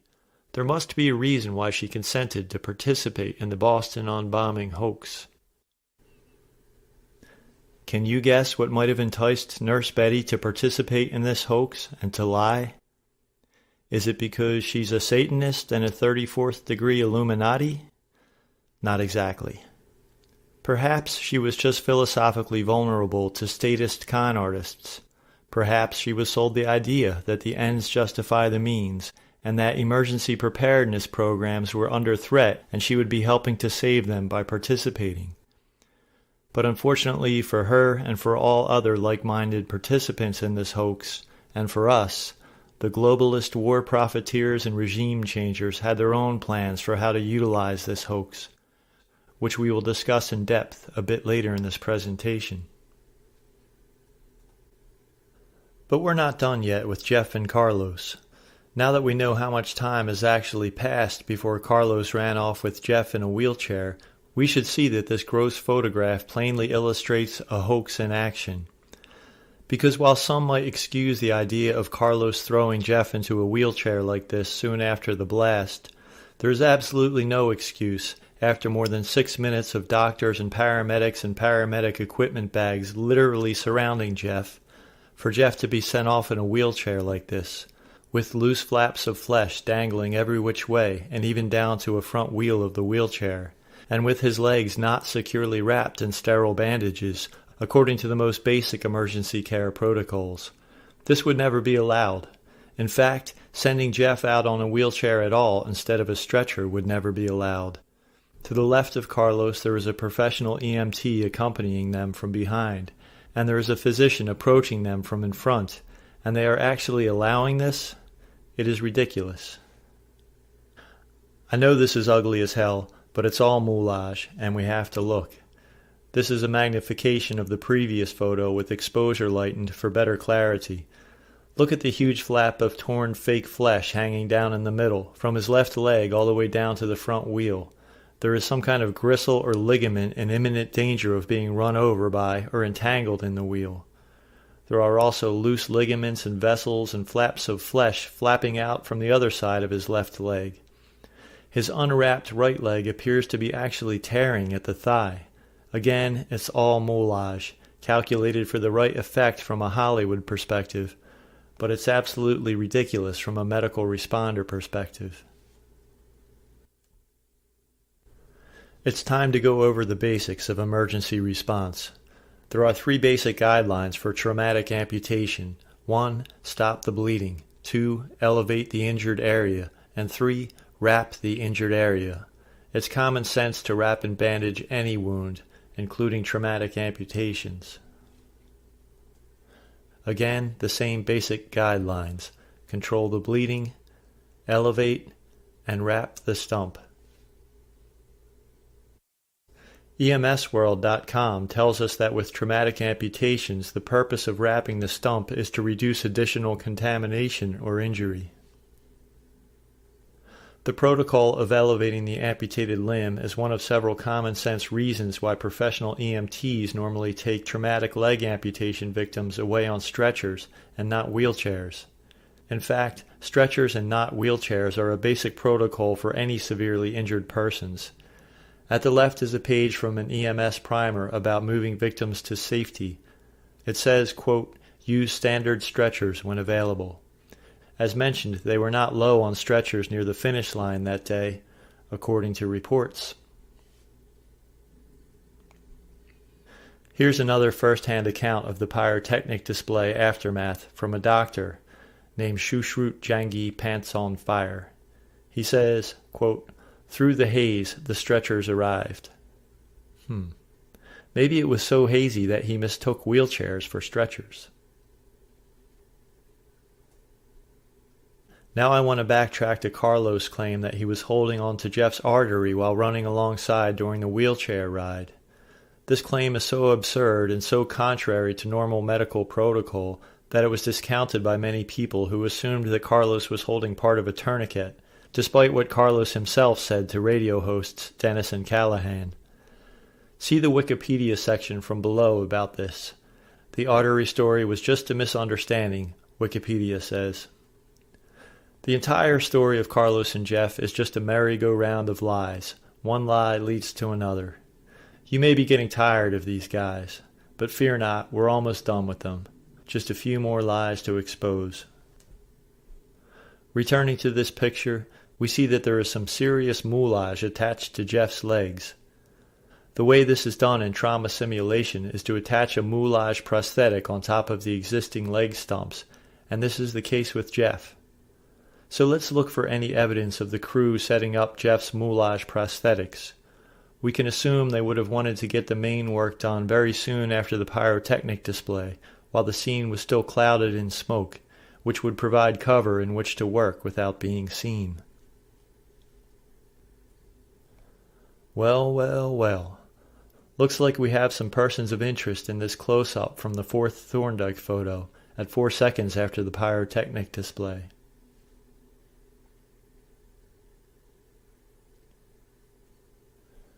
Our persons of interest are even clearer in this close-up from the sixth Thorndike photo. From here I'm going to backtrack again through Thorndike 5, 4, 3, and 2, so that you will be able to spot them in the heavier smoke of the earlier pictures. Thorndike 5.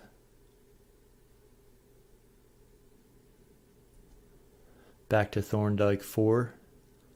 Christian Williams is the man in the hood with his hand on Jeff Bauman's right leg. Mary Daniels is between the two men, and she is grasping Jeff's hand. How soon after the pyrotechnic display is this? Let's zoom out. The marathon clock isn't in the photo, but see, circled at the top, the runner in the orange shirt with both sneakers on the H of the finish line? There he is at marathon time 4:09:48, 4 seconds after the initial moment of the first pyrotechnic display. Now Thorndike 3.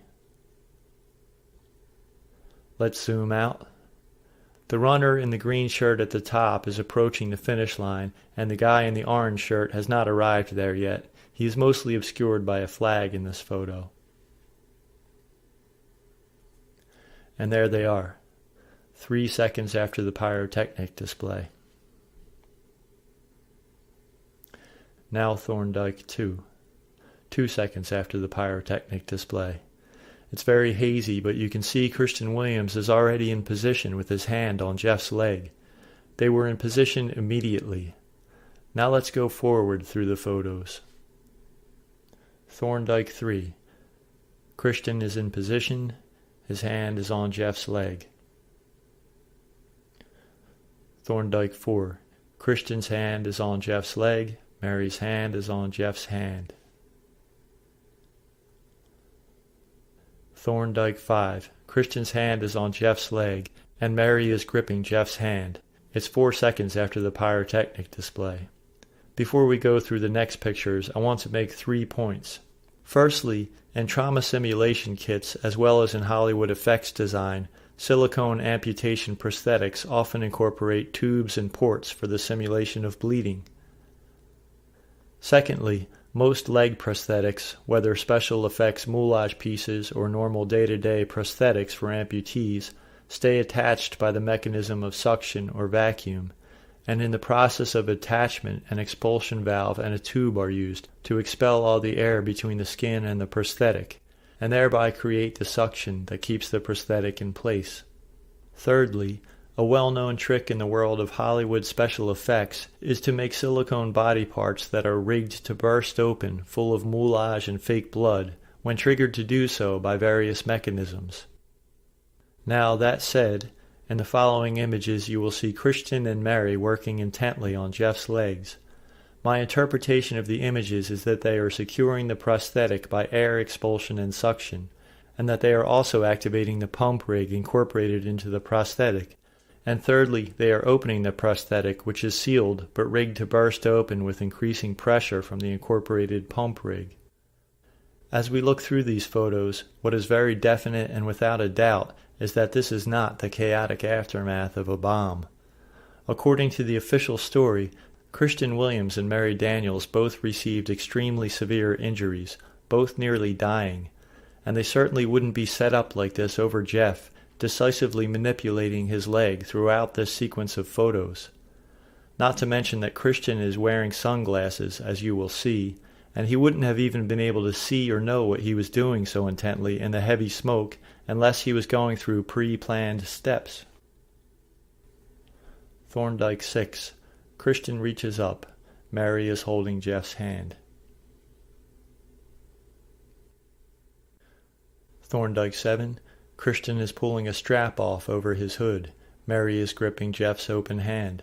Her orange bag is laid over Jeff's waist. Thorndike 8. Christian moves the strap down.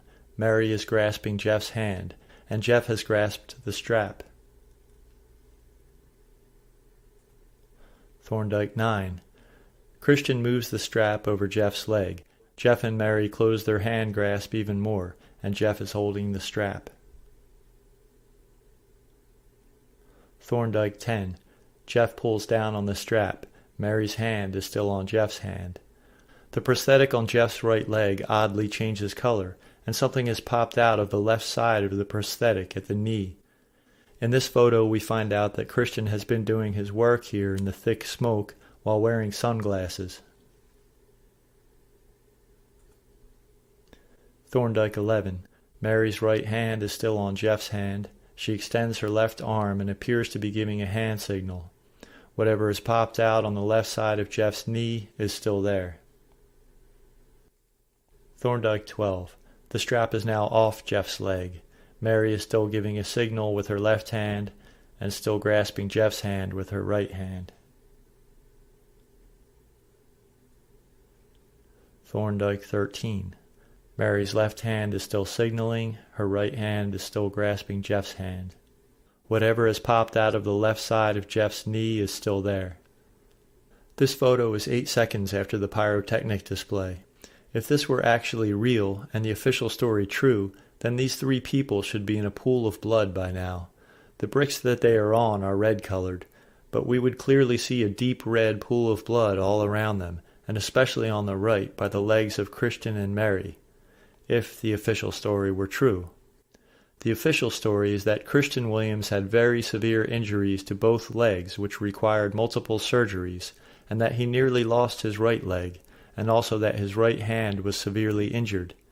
The official story of Mary Daniel is that she had very severe injuries to both legs, resulting in the medical amputation of her left leg. Obviously, Jeff Bauman has leg issues of his own. They are not in a huge puddle of blood, however, and we see no blood on the ground around their non-bleeding legs, because this is fake. I should note, however, that it is a medical possibility that if this were real, then Christian and Mary could be bleeding significantly more than Jeff, because sometimes in complete traumatic amputations the blood vessels may constrict, which may reduce the bleeding. Or on the other hand, sometimes a complete traumatic amputation may result in quickly bleeding to death. It depends on different factors. In any case, reduced bleeding does not mean zero bleeding, as appears to be the case here. Also, remember that we heard Carlos say that he saw a lot of blood coming out of Jeff's legs. And note that here Mary is wearing a red jacket and a white blouse, and her immaculately white blouse testifies to the actual lack of blood from Jeff's legs up to this point. Thorndike 14. Again, Mary's left hand is still signaling, her right hand is still grasping Jeff's hand. Whatever has popped out of the left side of Jeff's knee is still there. Thorndike 15. Mary is still signaling, they're still holding hands, Christian is moving back from them. Thorndike 16. Mary's left hand is still signaling, her right hand is still grasping Jeff's hand. She's looking at Jeff intently. Thorndike 17. Still looking and signaling and holding hands. Thorndike 18. Now we see what looks like blood or moulage coming out of Jeff's right leg, as the color of his thigh changes again. The prosthetic setup is doing what it was rigged to do. Thorndike 19. The prosthetic fake blood and moulage rig on Jeff's leg has finally opened up. Christian moves back more. Mary still signals with her left hand. Her right hand has released Jeff's hand. Thorndike 20. Mary is still positioned over Jeff. Thorndike 21. A blurry picture, but Mary appears to be grasping Jeff's right leg. Thorndike 22. Mary's hand is on or near Jeff's right leg. Christian may be holding a fake blood squib in his right hand. Thorndike 23. Mary is still over Jeff. Her hand is on or near Jeff's right leg. Thorndike 24. Mary is still over Jeff. Thorndike 25. Mary's hand moves in tandem with Jeff's leg. Christian and Mary have been working intently on Jeff over this entire sequence of photos. These are definitely not severely injured people in a state of chaos and shock. Just for the sake of thoroughness, I'll present some mainstream media accounts of the official stories of Mary's and Christian's injuries. For starters, the official story is that both Mary and Christian were severely injured and both almost died. Here are Christian's own photos and descriptions, which were linked to his GoFundMe page. Let's take a look. He almost lost a leg. He had multiple wounds to both legs, which required multiple tourniquets to stop the bleeding. He could actually see his femur bone in one wound, and his right hand was severely injured. Here's Christian and the doctor who, according to the official story, initially treated him at Beth Israel Medical Center. She said Christian's injuries were extensive to both legs and, quote, his hand had been basically blown off and his index finger was hanging by a thread. Here Christian is shown in 2 frames of news coverage being wheelchaired away from the first pyrotechnic display site. They just weren't in the mood for stretchers that day. How does that right hand look? Let's magnify the photo on the right. At the top left is the magnified photo of his right hand from the last slide. Now compare that to the photo on the bottom left of his right hand from his GoFundMe page.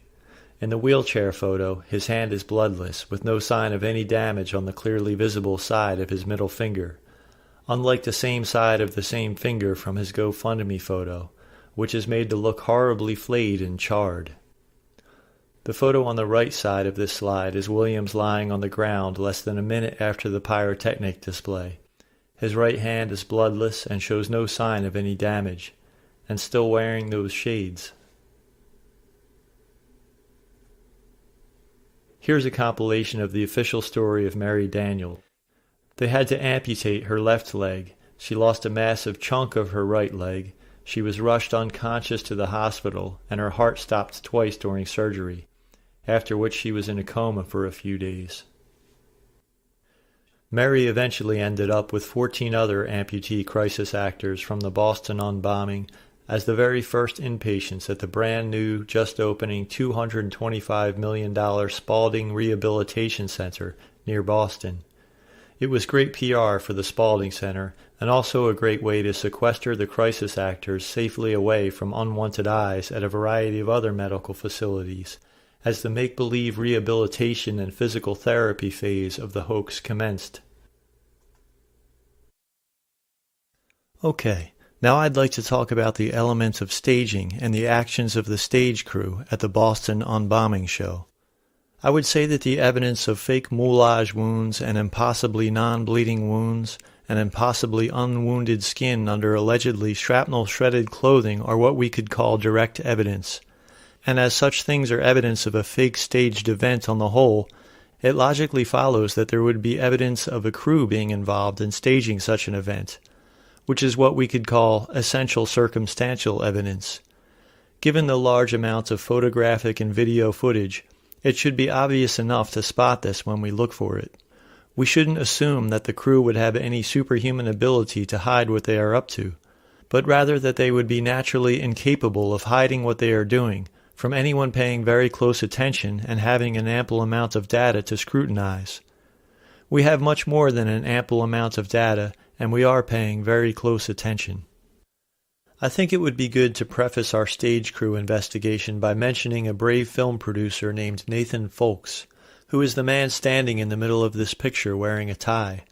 While Folks was watching the news reports on the day of the Boston Unbombing, he noticed a number of glaring discrepancies which were to him, having an insider's perspective of a film industry professional, telltale signs of a staged event.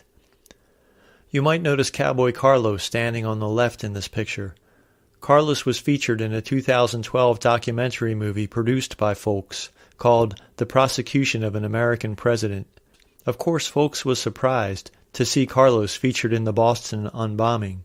After watching the news coverage of the unbombing and after several subsequent phone conversations with Carlos' wife Melita, Folks became certain that Carlos had been recruited, or one might say exploited, by the creators of this event.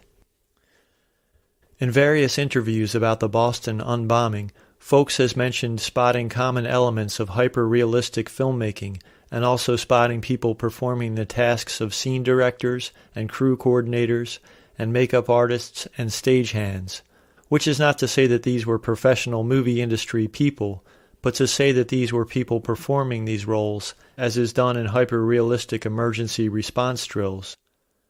Folks has also pointed out that most of the live mainstream news coverage of the Boston Unbombing was not done with the HD technology which was commonplace by 2013, but rather used an older low-definition technology from circa 2002 and earlier, which is grainier and blurrier and therefore much safer for the perpetrators of a mass deception. Let's hear a snippet of Folks talking with talk show host Richie Allen. It wasn't until the Boston marathon bombing for me, did I really see the truth, because of the people I knew that were involved and things that I could actually prove myself and sit there and show, look, this person used to work with me on this production. I know exactly how they did this. I mean, it took all of that to finally make me aware. Having hard evidence and proof because of my experience, that then I could actually come out and say what really happened. Which I've said a few times, it must have been an extraordinarily difficult decision for you to make with your background and with your career. Good on you, Nathan. Before continuing, I just want to doubly clarify that the use of words like scene directors and scene coordinators and stagehands isn't meant to imply that there were movie industry people brought in to carry out these roles at the unbombing.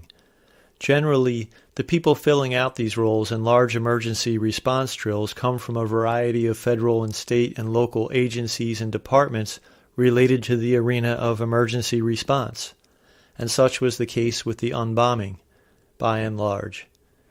In the official Department of Homeland Security guidelines for large emergency response drills, These roles are described by words like controllers, evaluators, players, actors, facilitators, and simulators. We see some of these roles described in the article featured in this slide, which is a page from the Controller and Evaluator Handbook for a large medical disaster drill in Alameda County, California, which followed the guidelines of the Department of Homeland Security Exercise and Evaluation Program.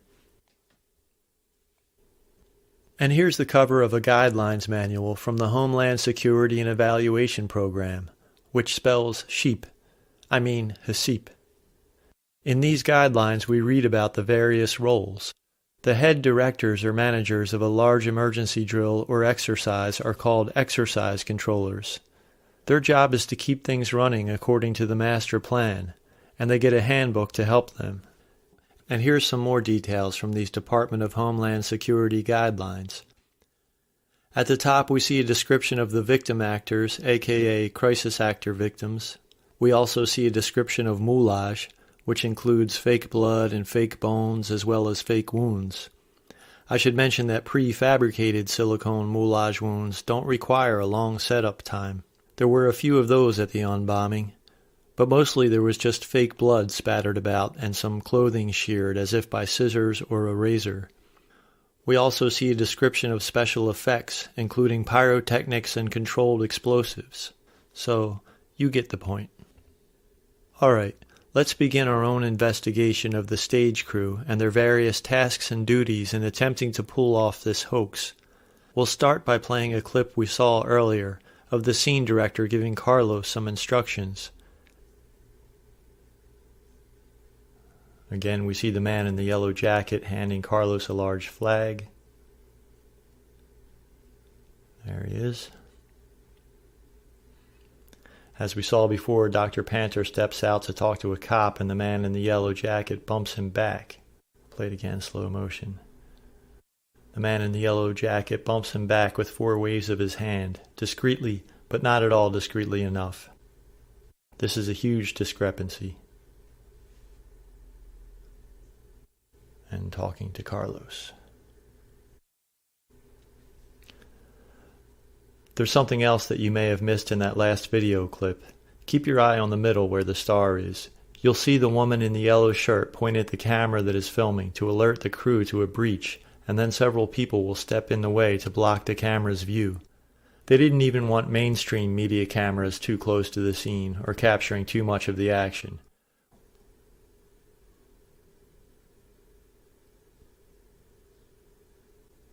There's your point.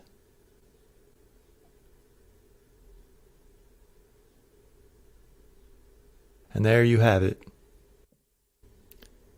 And there are other instances of camera pointing and blocking. Keep your eye where the blue arrow is pointing to the guy in the white shirt. A woman will walk up and he will point to the camera that is filming, and they will both look at the camera and then step out to block the camera's view. Here we go. There's the point. I'll play that again, slow motion. Oh, shit.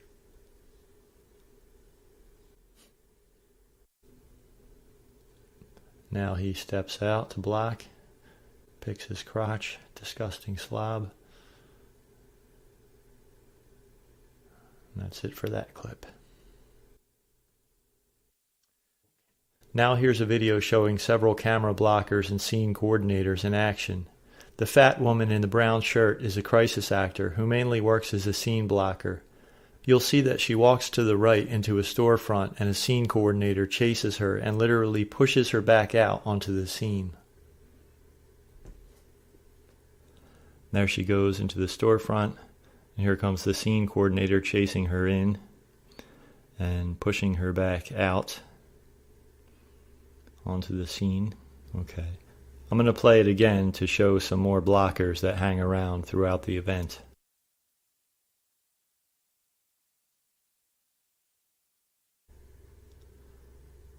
This red-headed woman in the blue shirt, we'll call her Ginger, is a blocker. We have a few more here. We have Beckham in the crazy outfit here, and Bird in the light green shirt. The crew is ever vigilant to shield the scene from unwanted eyewitnesses and unwanted cameras. Now here is the person who took that video footage we just watched being shouted off the scene.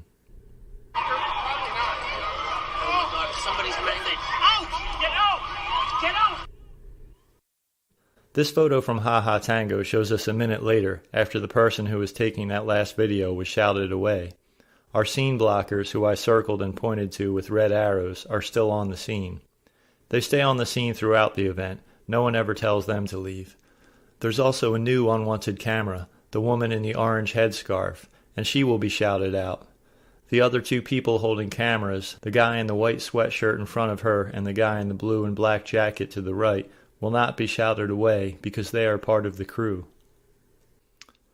The video clip we're about to see begins within a second or two of that previous Ha Ha Tango photo. I circled the window from where Ha Ha Tango is taking pictures. Now we'll see the crew attempting to block the scene and then shouting away the unwanted camera holder who is taking this video.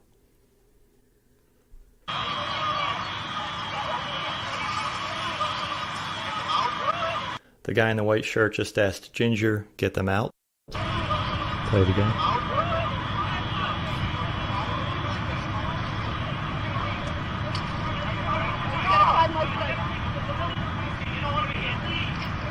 He says, "You don't want to be here, leave." The camera holder in the blue and black is conversing with the scene blockers.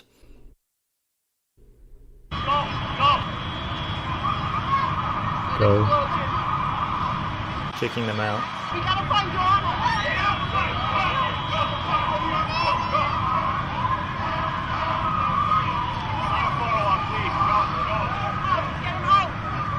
Come on! The scene of photo op, leave. Okay.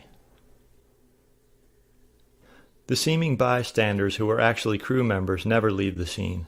There's really too many of them to point out in any one photo, but here's Beckham, and tracking him through the event is like playing Where's Waldo?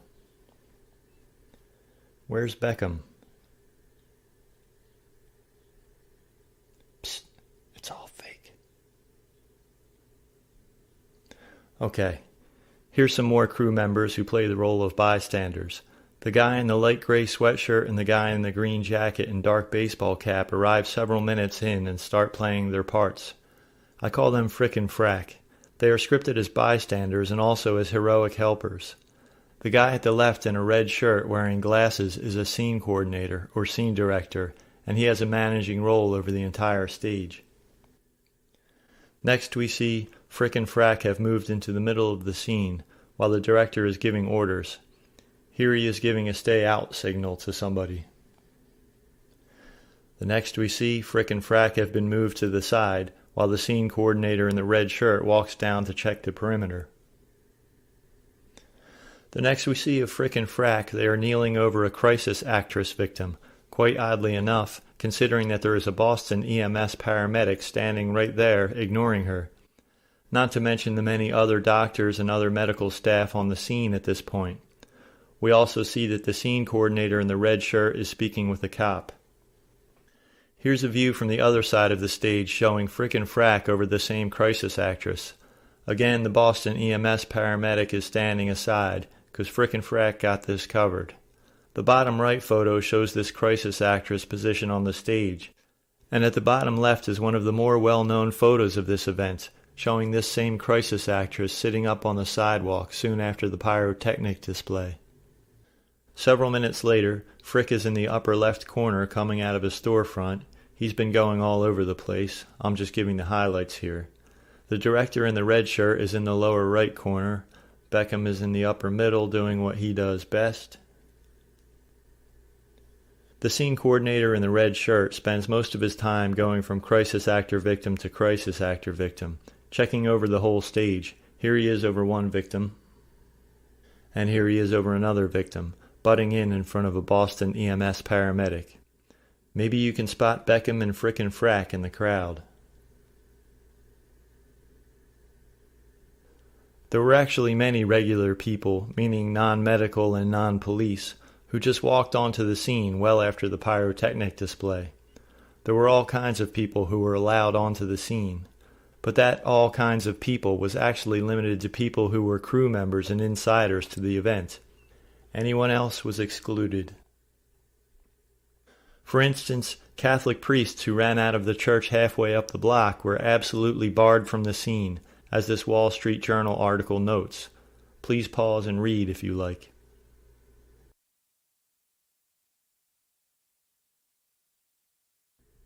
Priests were absolutely denied entry, but Cowboy Carlos was allowed to run in, and then he was given full access and specific directions, and then he was used as a political tool by globalist thugs. Here's Carlos and Jeff at the 2014 State of the Union address, surrounded by a bunch of miserable-looking people, listening to President Obama promise to keep bombing Syria for our protection. Okay. Now I'm going to replay the same clip I played twice before to point out two more senior crew members. Keep your eye to the left of Carlos.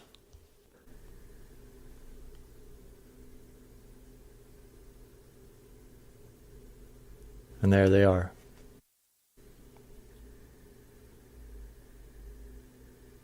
And there they are.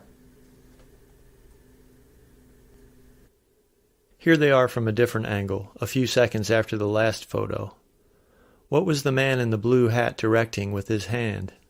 Apparently it was the positioning of these two gals on the ground here. The man in the blue hat, who I call Director 1, may be the senior exercise controller, to use the correct lingo. The man dressed in black is a prominent Boston real estate developer named Bob Epstein. I call him Bob the Builder. And he seems to have some position of authority on the stage, though not on the same level as Director 1. And pay no attention to that ridiculous hollow leg farther back in the middle. Let's just track these two fellows from a bit earlier than that last scene to a bit later. Here Director 1 is on the left, clearly instructing two police officers. Bob the Builder is by the fence at work on a crisis actor victim. Now Director 1 is instructing a Boston EMS paramedic, and Bob the Builder is talking with a cop. Back to where we saw Director 1 instructing Carlos. Back to Director 1 instructing the paramedic positioning the crisis actors lying on the ground. Now we've seen Director 1 instructing both cops and medical staff, but he is neither cop nor medical. He is something else. As a rule, police don't instruct medical professionals on doing their jobs, and vice versa, but senior exercise controllers instruct everyone. Moving forward, a little later Bob the Builder is talking with the paramedic, and Director 1 is bent over a crisis actor victim. In all, there are about 7 or more directors or scene coordinators at the site, as far as I can tell. As mentioned, the guy in red is some kind of scene coordinator, and there is a whole story to the stay-out hand gesture he is giving here, which we will soon investigate. But I also want to mention this woman in the pink vest, who we'll call Pink Vest Lady. Pink Vest Lady was standing very close to Ground Zero at the moment of the first pyrotechnic display, but was apparently unscathed. From immediately after the pyrotechnic through several minutes after, she is seen moving from crisis actor to crisis actor, bending over them and reaching in and out of her black bag all the while. Our friend Nathan Folks identified her as performing the task of a makeup artist. She's not a professional makeup artist by any means, but she is helping to spread the fake blood around a bit. She's actually Bob the Builder's wife, and her name is Esta. Several of their friends and family members are on the stage. Now, Esta in the pink vesta may have had a couple of makeup items in her little black bag, which might have something to do with why she had black gloves on immediately after the pyrotechnic display and then took them off later.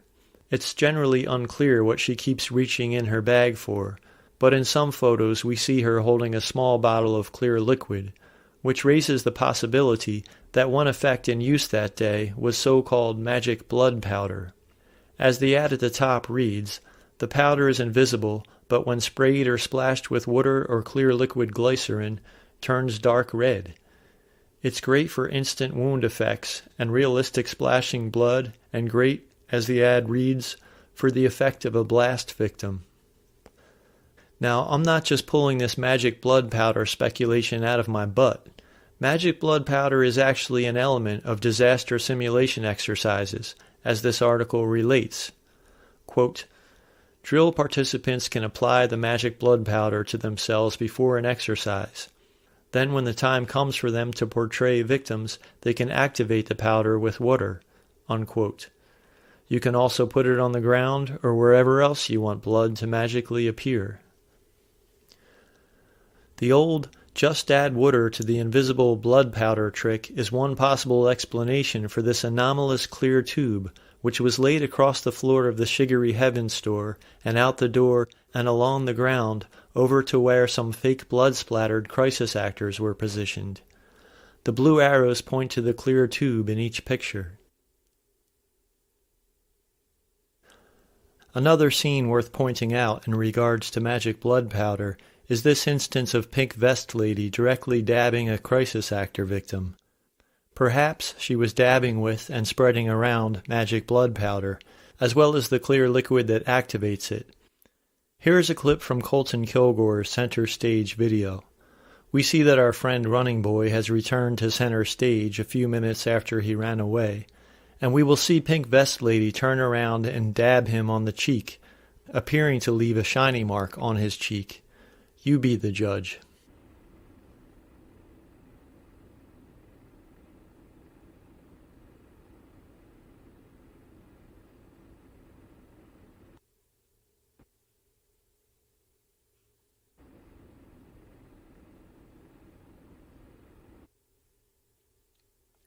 A little dab will do ya.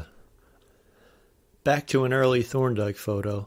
I just want to point out that this photo shows us Pink Vest Lady's position on the scene a few seconds after the pyrotechnic display, and also shows us the position of her husband, Bob the Builder. He is standing across the street. After their work was done, Bob and Pinky walked all the way up Boylston Street together, from the finish line to the next cross street. You can see them coming up at the left in this video clip.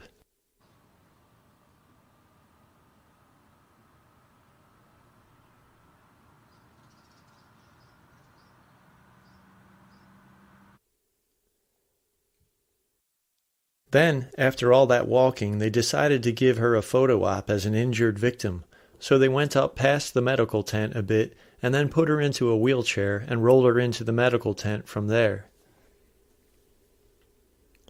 This is in slow motion, by the way.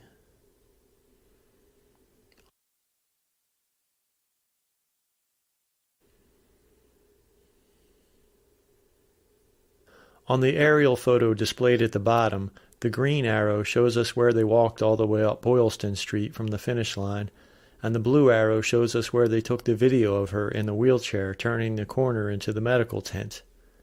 Pink Vest Lady, you're fired. Now back to the subject of magic blood powder, which is activated by water or clear glycerin. If such an effect was in use, we should expect to see some more footage of clear liquid going around the stage soon after the pyrotechnic display. So, in regards to this, I'd like to mention this little crew of 3 people who walk onto the stage less than a minute after the pyrotechnic display with water bottles in hand. We see them quickly go from crisis actor to crisis actor, momentarily bending over them, before quickly walking away, with their fingers on the lids of the water bottles they are holding. Let's follow them. Okay, here they are coming in at less than a minute after the pyrotechnic display. I should mention that even before that time, the stage crew was already discriminating who was allowed onto the stage and actively kicking unwanted people out, as indicated by the blue arrow. Okay, so here's a video clip of the water bottle crew coming onto center stage. There they are at the right. Here they come in. I put it to slow motion, but I'll bring it up to speed. There they are. There they go, each bending over a crisis actor. From another angle. Oh, and now he's back up already. He was just saying hi. There they are, with water bottles in one hand and another hand on the lids of the bottles. Back to the video. Well, as long as the camera moves up here, this is a good time to point out that the flags and the poster on the pole in front of Ground Zero were completely unscathed by the alleged shrapnel. Not a mark. Okay, the guy walks out by the front holding his water bottles. The gals hang around the back of the scene. We see him a few minutes later up on the street with the crew and blue gloves on. This lady stays up at center stage with her hand on the water bottle lid. She's got herself blue gloves on. Now we see she has actually stepped in between Dr. Panter and Carlos and is directly over Jeff. Maybe she could just reach back and grab that wheelchair as soon as possible. This is a couple minutes later. She is now leaning over another crisis actor, butting in front of the medical staff. And now she's chatting with a cop. And that's that. The water bottle crew are circumstantially noteworthy in relation to the issue of blood powder activated by clear liquid, which is an effect that is commonly used in disaster exercises. It's just one more thing worth pointing out if we are going to suggest that this effect was in use that day. No more than that, no less than that. Moving on, here's a group of friendly crisis actors on the morning before the marathon. They played victims at the first site. Several members of this gang, including the photographer, talk quite a bit in blogs and interviews about faith in God and love and forgiveness, and they also quote scripture. This might be a good time to talk more about what could have motivated the crisis actors who participated in the Boston Unbombing. As mentioned, I believe that they are the victims of sophisticated con artists. Judging from various headlines, I would say that they were sold all kinds of ideas that might sound good to a progressive-minded person. For instance, the idea that their participation would result in securing more funding for disaster preparedness programs and homeland security programs, and for the needs of hospitals and police departments and fire departments. And the idea that the event itself was going to help various departments and infrastructures be better prepared for the real thing. A surprising number of the crisis actors who participated have police officers in the family, and that might explain something about the recruiting, because police officers really do put their lives in danger on a regular basis. And the Boston bombing script, especially the search and apprehension of the suspect in Watertown, was used to highlight the needs of police for more funding and training and advanced equipment, which were some of the things coming from Department of Homeland Security grants and other programs then under threat of budget cuts. Remember the 2013 budget crisis called the sequestration? Budget cuts related to Homeland Security and law enforcement were a big issue. Many were predicting a dire impact on police departments. After the Boston so-called bombing, many people were saying that the event proved the need for all kinds of funding and grants to police, including grants for the kind of militarization that so many other people found very alarming. You might not remember, but the budget sequestration was kind of the end of the world. Flooding the streets with cocaine, setting back medical science for a generation, killing puppies in kennels, being mean to the LGBT community, messing up the environment, warming Greenland to temperatures not seen since the Middle Ages, causing obesity, making towns in California bleed, being a mental health crisis. Well, that one might actually be true. But to refocus, just 3 days before the unbombing, congressional committees were debating whether claims of dire impacts of sequestration and budget cuts to Homeland Security were just scare tactics. 3 days later, the debate changed. The point is that there are plausible explanations for what could have convinced our crisis actors to participate in the unbombing hoax. There are all kinds of reasons. If you're a progressive in favor of gun restriction, then there's a gun control aspect to the larger Boston bombing script. And then there's a variety of personal causes for particular actors. The cause of helping financially challenged amputees get new prosthetic limbs. The cause of service dogs for disabled people. Who doesn't love furry friends? The cause of helping military families coping with the loss of fallen loved ones. Lots of causes. But the sad reality is that our crisis actors have all been totally conned. Well, who knows? Some of them may have done it just to get out of some trouble with the law, or maybe just because they needed or wanted some money. But whatever convinced them to participate, I wonder how many of our crisis actors were surprised to hear our president and leaders of both major U.S. political parties invoking the Boston bombing to justify a policy of continual war and mass destruction and mass murder and mayhem in the Middle East, all under the pretext of fighting a masquerading terrorist threat unceasingly dangled before our eyes. I wonder how our crisis actors feel about the direct way that war profiteers have used the Boston Unbombing and other false flag events to further a script of endless wars and proxy wars half a world away. Never forget, ISIS is coming, with booby traps and explosives. But someone at home is profiting from this fear, all right. Defense contractors. The government and the criminal financial cartels just love so-called defense spending. Invest now. Get in and win. These guys are all cheering for the dramatic rise in Lockheed Martin stocks after the latest false flag terrorist attack. Lockheed stock and 2 loaded barrels. Of course, those expensive weapons will be put to good use, ensuring that only regimes are in place who are willing to work with the financial partners of the United States and the EU. We don't want the wrong people controlling astronomically profitable gas pipelines and oil reserves in the Middle East. You won't read about it in the mainstream media, but as this article written by a Greek geopolitical analyst in 2013 notes, the United States was quite insulted when Syria favored a gas pipeline deal with Russia and Iran over proposals made by the United States and associates. About a day later, Hillary Clinton called for regime change in Syria. Why do you think Russia is now in Syria defending the Syrian government?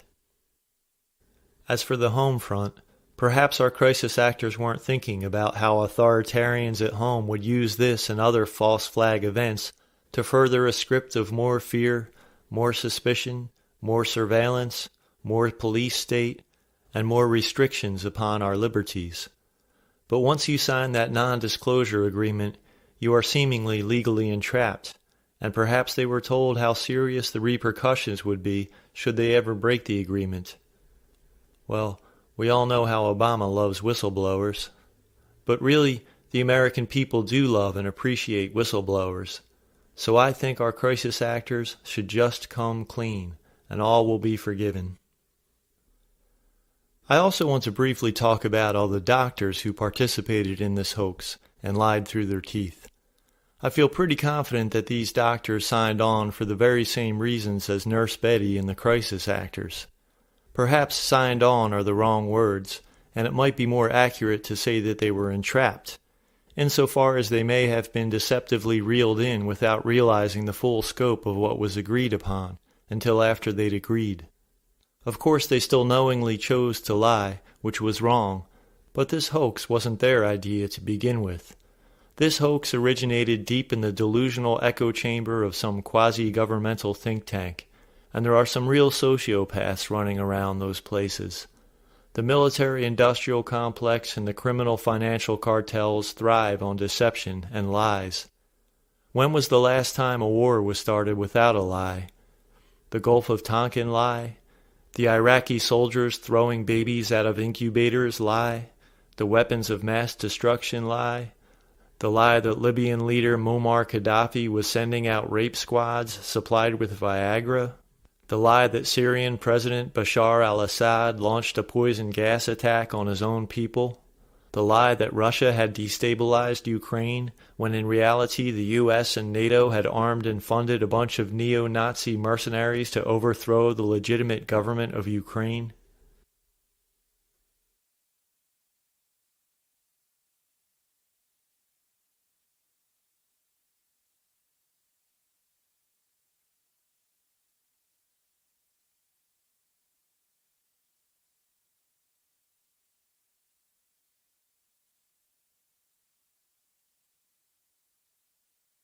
Okay, shifting gears. Now we're going to do just one more in-depth focus following one particular crisis actor and the attempts of the stage crew to handle her script malfunction. The scene coordinator giving the stay out hand signal here is giving the gesture to the woman with the white towel wrapped around her right leg.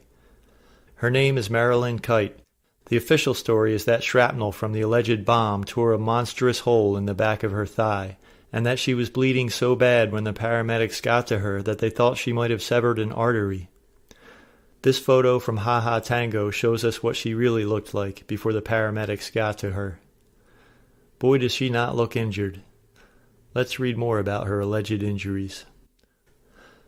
The Boston Globe's interview with Marilyn's husband and family relates that Marilyn had a hole the size of her fist in the back of her thigh, and needed 2 surgeries and would be needing, at the time of this article, plastic surgery in the future to repair her thigh. USA Today's interview with Marilyn and her family relates that Marilyn received more than 30 stitches in her leg, which also suffered from burns. The Record Searchlight's interview with Marilyn relates that there was a lot of blood, and that because she was bleeding so much, paramedics thought that the shrapnel that tore through her leg might have severed an artery, and relates that the wound was so bad that she is just fortunate to have survived. Here's the 2 Ha Ha Tango photos that show the back of her leg clearly. A closer look. Given those injury reports, it appears there has been a wardrobe malfunction. The back of her leg should be a bloody mess. The white towel around her leg looks clean, and her calf and ankle are as clean as a whistle, showing no sign of any blood pouring down or having poured down from her alleged wound. Now, assuming that all the crisis actors were supplied with some kind of fake blood squibs or blood packets, and she did manage to put some kind of blood squib or device under the white towel on her leg or under her pants, then there's clearly been a wardrobe malfunction, because these pictures are just completely incongruous with the reported severity of her wounds. Let's follow her. In the manifold official story of this event, it is often clear that any given official story is the result of some after-the-event tweaking in order to account for any incongruities captured on camera. And so the official story of Marilyn is incongruous from the get-go in relating that Marilyn was several dozen feet away from the blast when it happened, which puts a whole bunch of people standing between her and the alleged bomb. Perhaps she was supposed to be closer, but the official story tries to follow the visual footage, and the visual footage of the immediate aftermath shows a bunch of crisis actor victims inside a ring of uninjured standing people, and Marilyn was not inside that ring. The first we see of Marilyn is 43 seconds after the pyrotechnic display. The blue arrow is pointing at her. She is stepping out of the Sweet Green Cafe. Here's a close-up of that last slide. The next we see of Marilyn in the Ha Ha Tango photos, she's still standing there at 1 minute and 16 seconds after the pyrotechnic display, and about to walk down to center stage. At 1 minute and 27 seconds, she begins making her way down to center stage. Here she is 2 seconds later. Here's a short clip of her passing by at 1 minute and 43 seconds after the pyrotechnic display. Keep your eye under the blue arrow.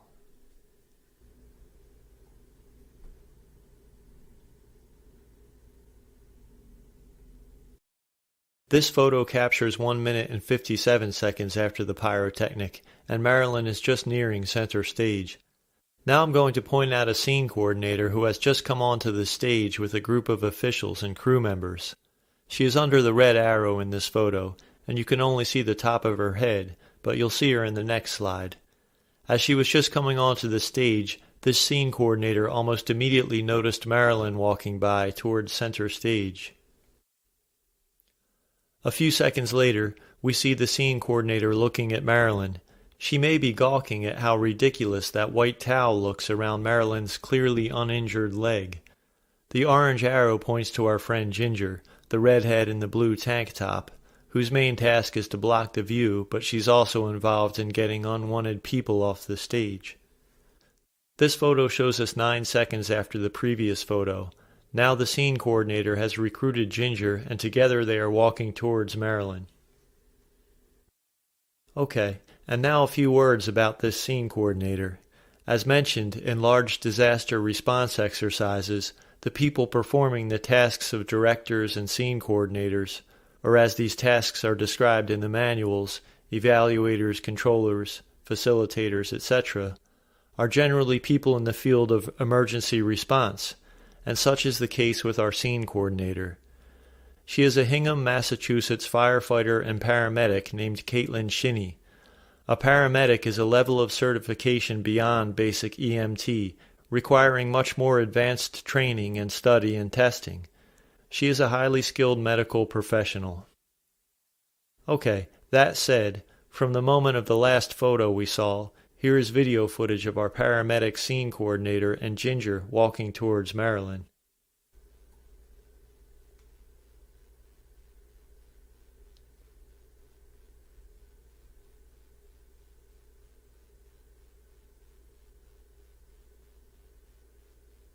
Okay, now they have arrived at Marilyn. And here's another photo that chanced to capture Ginger and the scene coordinator as they were walking towards Marilyn. This video footage briefly captures 4 seconds after they've arrived at Marilyn. Keep your eye on the upper left corner of the screen. In this video clip, which begins at 2 minutes and 26 seconds after the pyrotechnic display, we see Ginger escorting Marilyn off of the scene and a cop literally pushing Marilyn away, pointing in the direction of away, which is the opposite direction of the medical tent and of the throng of medical staff and trained medical first responders at center stage.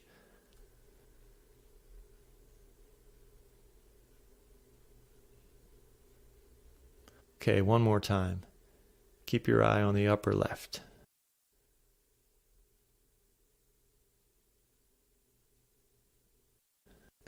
A different camera very briefly captures Ginger walking Marilyn off of the scene a second later. Now what happened is just not right. They should not be pushing Marilyn away and walking her away. In fact, they shouldn't be letting Marilyn walk at all, not one step. Our scene coordinator should know this as a highly trained professional paramedic. Just for confirmation, here's the state of Massachusetts emergency treatment protocols. Quote, "Do not allow injured patients to walk or otherwise exert themselves." Unquote. A few seconds later, we see Ginger walking back, but as we shall see, Marilyn has also turned around and decided to stand at the outskirts of the scene.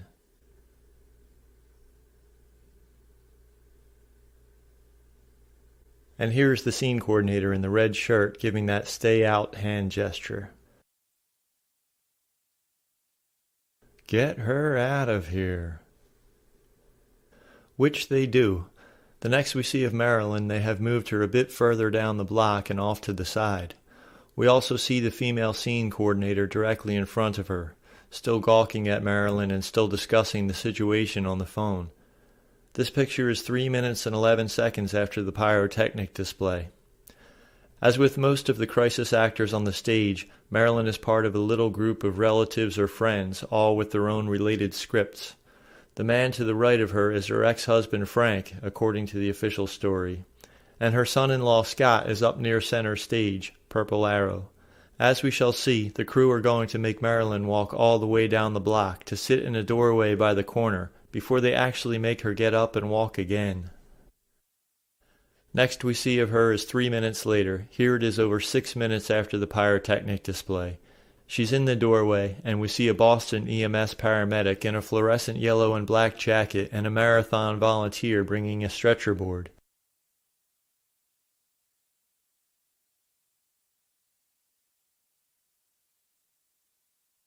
We can tell what time it is by this little crew in the video.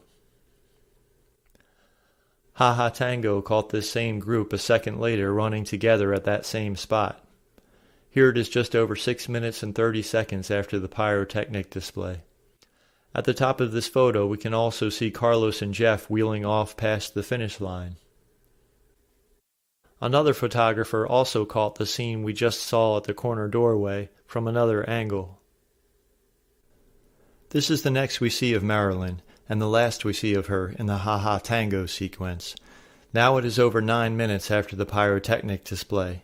Since she was brought to that doorway, the paramedics have wrapped a large medical bandage around her leg, and we also see a belt tourniquet over her leg. I don't know where the paramedic went, but there is a stretcher board on the ground next to her with the words Boston EMS on it. Her ex-husband Frank is long gone in a wheelchair. This is a close-up of the same photo. Note that the ground is wet with water, which is clear by looking at the gray grout between the bricks. If it was blood, then the gray brick grout would be stained red. We see that her leg and her sneakers are completely clean and there is no blood anywhere. If the official story of her injuries were true, it would be completely unthinkable for a paramedic to allow her to get up and walk anywhere from this spot. Just for confirmation, here is the state of Massachusetts emergency treatment protocols. Quote, "Do not allow injured patients to walk or otherwise exert themselves." And they're making her get up. And there with her are our friends Frick and Frack, who visit the crisis actors that the medical professionals ignore. And up around center stage there's a huge throng of medical staff, mostly just standing around doing nothing. The yellow tape was put across the finish line at a little over 9 minutes after the pyrotechnic display. I see a couple of cameramen standing ready. Don't tell me they're going to make Marilyn go walking for a photo op with Frick and Frack.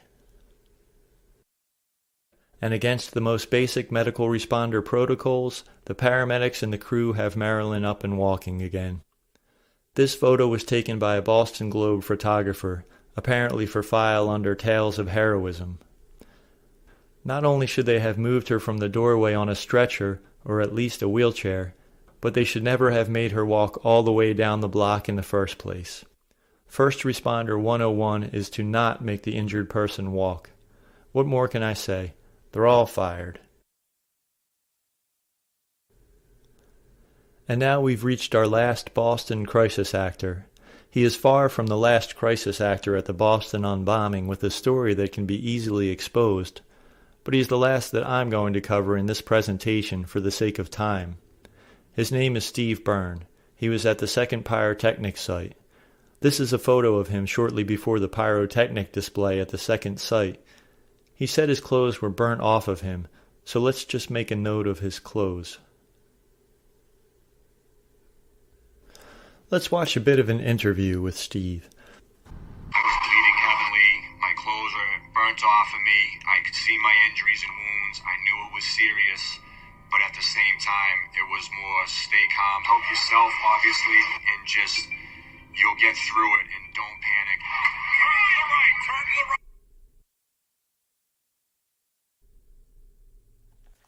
And one more interview.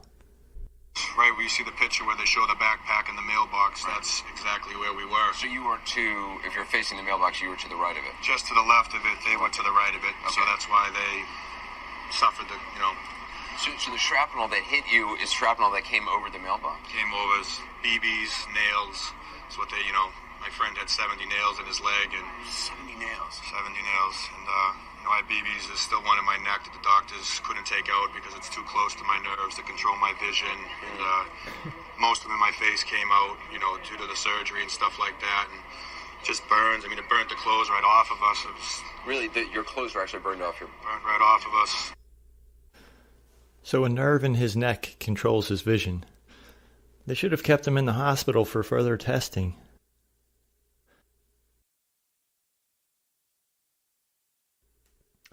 Okay, here's a look at the front of Steve about a minute and a half after the pyrotechnic display. His clothes are definitely not burned off of his body, or burned at all for that matter, and there is no evidence that he is or was bleeding heavily or bleeding at all. His nice white shirt would be bloody if he was or had been bleeding heavily. Let's follow Steve from the moment of the pyrotechnic display to here. Here he is about 13 seconds after the display, standing in the street. Next we'll see a video clip. He's under the blue arrow. In this video clip, to which I've added photos, we'll see he makes his way on the street past the mailbox and past some fake heroes in action.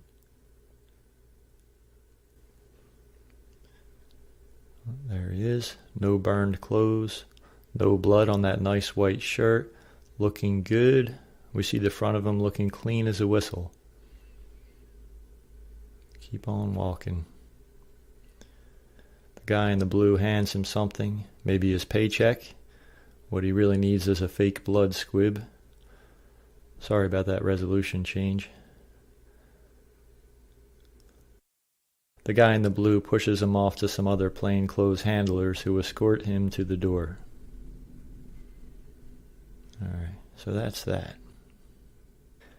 And here's the next we see of Steve, the photo I already showed you. Now the crew has moved him to a doorway to the right of center stage. The girl in the black shirt and the black pants next to him is a crew member. Here we see her touching his face, perhaps applying some fake blood. Who knows? Next we see a fire truck has pulled up to the crosswalk, so we know that this is sometime later than the previous photo. On the left side of this slide is a short video clip in which we see that Steve walks away from the crew member woman out towards the street a bit, and she raises her camera to take his picture. There he goes. Smile, Steve. At the right is a photo that shows her taking Steve's picture. An odd little photo op. Why no medical responders attending to Mr. Byrne? What is for certain is that Steve lied when he said that his clothes were burned off of his body and that he was bleeding heavily from wounds that required surgery. If anything, Steve's pants should have been on fire when he was giving his interviews in the days after the event.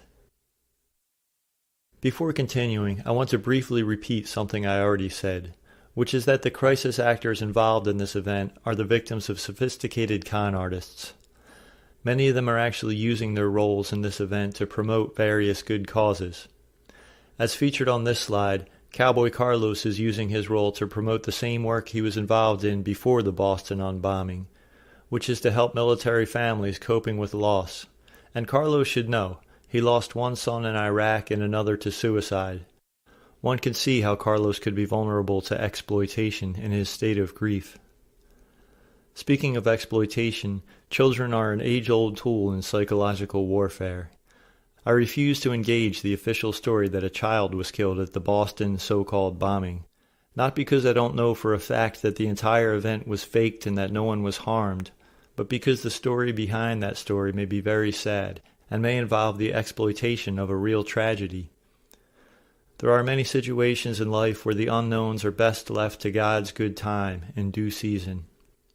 So now we're moving on. Now we're almost to the end of the Boston Unbombing section of this presentation, and I have a question. What about these two ladies, whom so many people gleefully and unquestioningly dragged through the mud after the Boston Unbombing?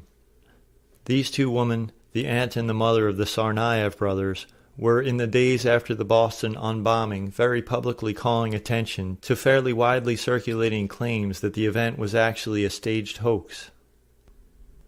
I can't see why the masterminds of this hoax would have intended for these two ladies to be doing this, because I don't see how it could possibly have helped and not harmed the task of keeping the hoax hidden from the public. Of course there are all kinds of possibilities, but my first suspicion is that these two ladies were not in on it. Which leads me to wonder if the Tsarnaev brothers, the so-called bombers, were in on it. Were they just members of the crew all along and are now sipping daiquiris on a tropical beach in Chechnya? Or were they unwitting patsies, set up and framed and then hunted down, leaving one dead and one sentenced to death? I don't know, but it seems certain that if the Tsarnaev brothers were just innocent framed patsies, then such a fact would be kept hidden from the many progressive-minded participants in this hoax. It would be easy enough to con that crowd. But I don't know. I raise the suspicion that the brothers were innocent patsies because I know that there are some serious psychopaths and sociopaths down in the U.S. deep state, crawling along a criminal web extending through various governmental agencies and military channels and headquarters of financial cartels and corporate conglomerates. Making use of patsies and lying and murdering is everyday work for such criminals, not to mention unleashing hellish chaos upon entire nations. Often when we hear about some people hating our freedom, what they really hate is our CIA and State Department. But I digress. The unbombing trial was concluded in 2015 with a death sentence for Jahar Tsarnaev. I'm suspicious of whether the guy at the trial was even him. I've seen interviews where some of his friends say that the guy at the trial had a different accent and even looked different. So who knows if it was him, or if he is even alive, or a bunch of other possibilities. But it seems significant to me that his aunt, Marit Tsarnaeva, submitted an affidavit with the assistance of an attorney from Minnesota to the presiding judge of the trial for file as an official memorandum. The judge denied the request, but stated that the submitted materials would be maintained at the clerk's office. The record of this motion is at the top of this slide. Below that is the beginning of the affidavit, which seeks to prove Jahar's innocence. Pause if you want to read it. I put a link at the bottom if you want to read the whole thing. For starters, the Aunt Marit affidavit notes a discrepancy between the backpack shown by the FBI and the backpack worn by Jahar, as shown by surveillance video. At the left, we see the alleged bomb backpack behind the barricade. The top of it is white, but the back of it, including the back pocket, is black. And in the surveillance video frame, we see that the primarily white backpack worn by Jahar Tsarnaev just doesn't match. At the bottom right is the FBI photo of the exploded backpack that they allege Jahar placed on the ground. You'd think that they would at least get their fraudulent evidence right, but the FBI photo appears to show a primarily black backpack marked with a white rectangle. Aunt Marit made no mention of the black and tan craft operatives at the marathon wearing black backpacks marked with white rectangles, but I included a picture of one of these black and tan mercenaries at the scene because their presence is significant. The affidavit also offers Marit's first-hand account of veiled threats by the public defender team, who, along with people identifying themselves as independent investigators and social workers, visited the Tsarnaev brothers' parents and relatives overseas on several occasions. Marit says she was present when the team told the parents that if they did not cooperate with the team, then, quote, Jahar's life in custody would be more difficult, unquote, and that following further meetings with the parents at which Marit was not present, the parents were convinced to cooperate wholeheartedly with the team and to encourage Jahar to do the same. Elsewhere, the affidavit calls Jahar's confession into question, citing the historically long-standing legal opinion that extrajudicial confessions obtained without adequate safeguards are often worthless. In the words of Sir William Blackstone, quote, ever liable to be obtained by artifice, false hopes, promises of favor, or menaces, unquote. In other words, who knows if they deceived or drugged or tortured Jahar Tsarnaev, or if they threatened to harm his sisters living in Hackensack? Who knows? All I know for sure is that the Boston so-called bombing was a totally staged and faked event from head to toe. I could go on for another 2 hours with much more evidence exposing the Boston Unbombing as a complete hoax, but I've already provided more than enough evidence for any critical thinker to conclude the fact. People suffering from advanced cognitive dissonance are not my problem, because I know that it's not about evidence for them, and even if I went out of my way to make a 5-hour presentation for those people, it would just amount to banging my head against the wall that has nothing to do with rationality. So, we've arrived at part 2, a brief overview of recent events and some closing thoughts. The words of Vietnamese monk Thich Nhat Hanh, who has been standing up to the anti-spiritual ideology of statism for many decades. In order to rally people, governments need enemies. They want us to be afraid, to hate, so we will rally behind them, and if they do not have a real enemy, they will invent one in order to mobilize us. Over the past several years within the United States and Europe, there has been a series of terrorist attacks which have been increasing in frequency. This list of attacks includes the Woolwich London attack, the Charlie Hebdo in Paris attack, the Bataclan in Paris, San Bernardino, California, Brussels, and the Orlando, Florida Pulse Club, which is the most recent as of this presentation.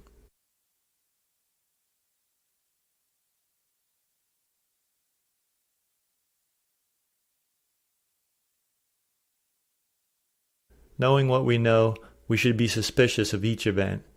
I can tell you that I know with complete certainty that Charlie Hebdo, San Bernardino, Brussels, and Orlando were staged fake events.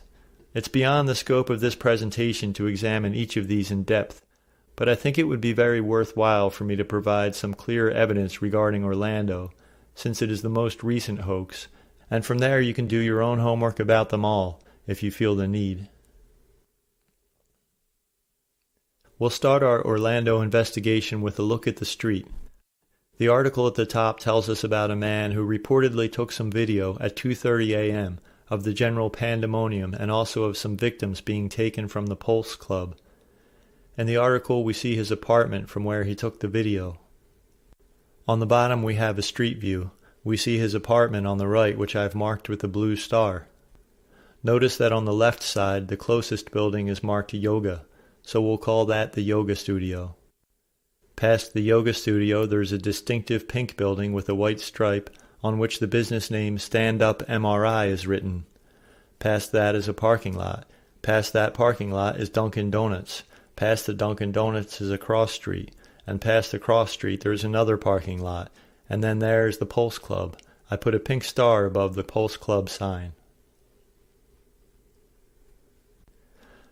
Now here's some of the video taken from the man's apartment window. You can see the round pink Pulse Club sign in the distance. He will turn his camera to the left and film victims being carried on the street in front of the yoga studio, which is over 100 yards away from the Pulse Club, and we will see that they are walking towards the Pulse Club. Here they come, carrying a victim in red shoes. There's the stand-up MRI building. And they're walking towards the Pulse Club from 100 yards away. But they're supposed to be fleeing the Pulse Club. Houston, we have a problem. This slide features frames of videos taken by another cameraman positioned across from the Dunkin' Donuts. And what do we see? We see that all of these victims who were supposedly being helped away from the Pulse Club are actually walking towards or being carried towards the Pulse Club from 100 yards away. How stupid can this hoax get? Let's find out. We already saw this victim in the red shoes being carried in the video filmed from the apartment. Now we see his friends carry him past the next camera. From 100 yards away, they are carrying him towards the Pulse Club, which is at this time an active shooter scene. Let's watch.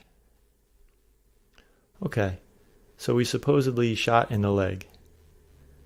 And they're carrying him to the active shooter scene from 100 yards away. Once they're at the corner and think the camera is no longer on them, they put the victim down to stand on his own 2 feet. He gives his buddy in the black shirt a gay little shove. We'll play that last part again. Put the victim down to stand on his own 2 feet, a little shove, and a big cheerful grin. Because it really is a joke.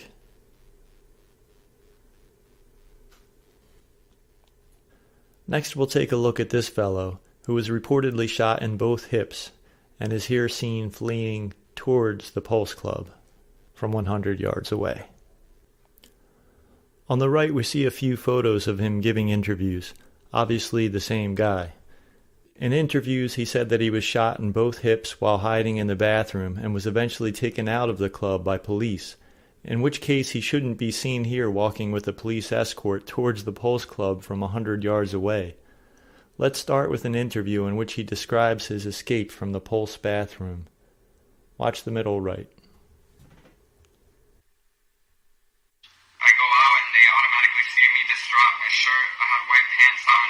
Okay, White Pants, that's him. I had to step over bodies that already passed out and climbed onto the sink to then climb over. At that point, I put my hands in the air, waved them to the cops. They came, got me, and just brought me straight out to a stretcher in an ambulance.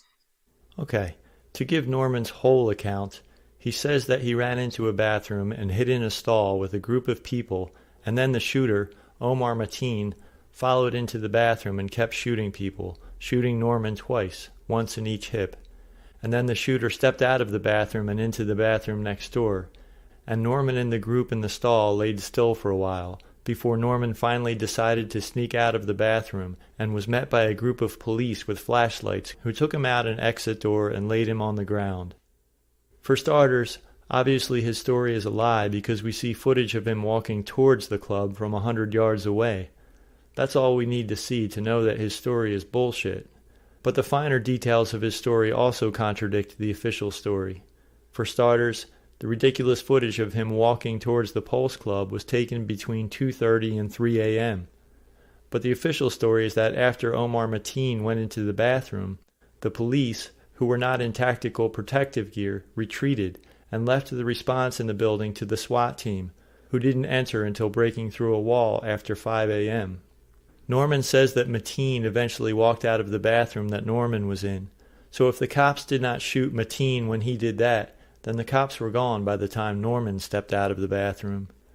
Again, according to the official story, from the time Mateen went into the bathroom area, there was no groups of cops with flashlights in the building bringing people out of the exit doors. That did not happen until after SWAT broke through a wall and killed Mateen after 5 a.m. The most police reportedly did was to remove an air conditioner out of a dressing room window and help some people escape through there. Of course, the whole official story is a lie. My point is that Norman can't keep his lies straight with the official lies. There are other glaring discrepancies in Norman's interviews which I won't cover here. Really, every interview with any Pulse survivor is full of discrepancies and bizarre observations. Like this guy's bizarre observation.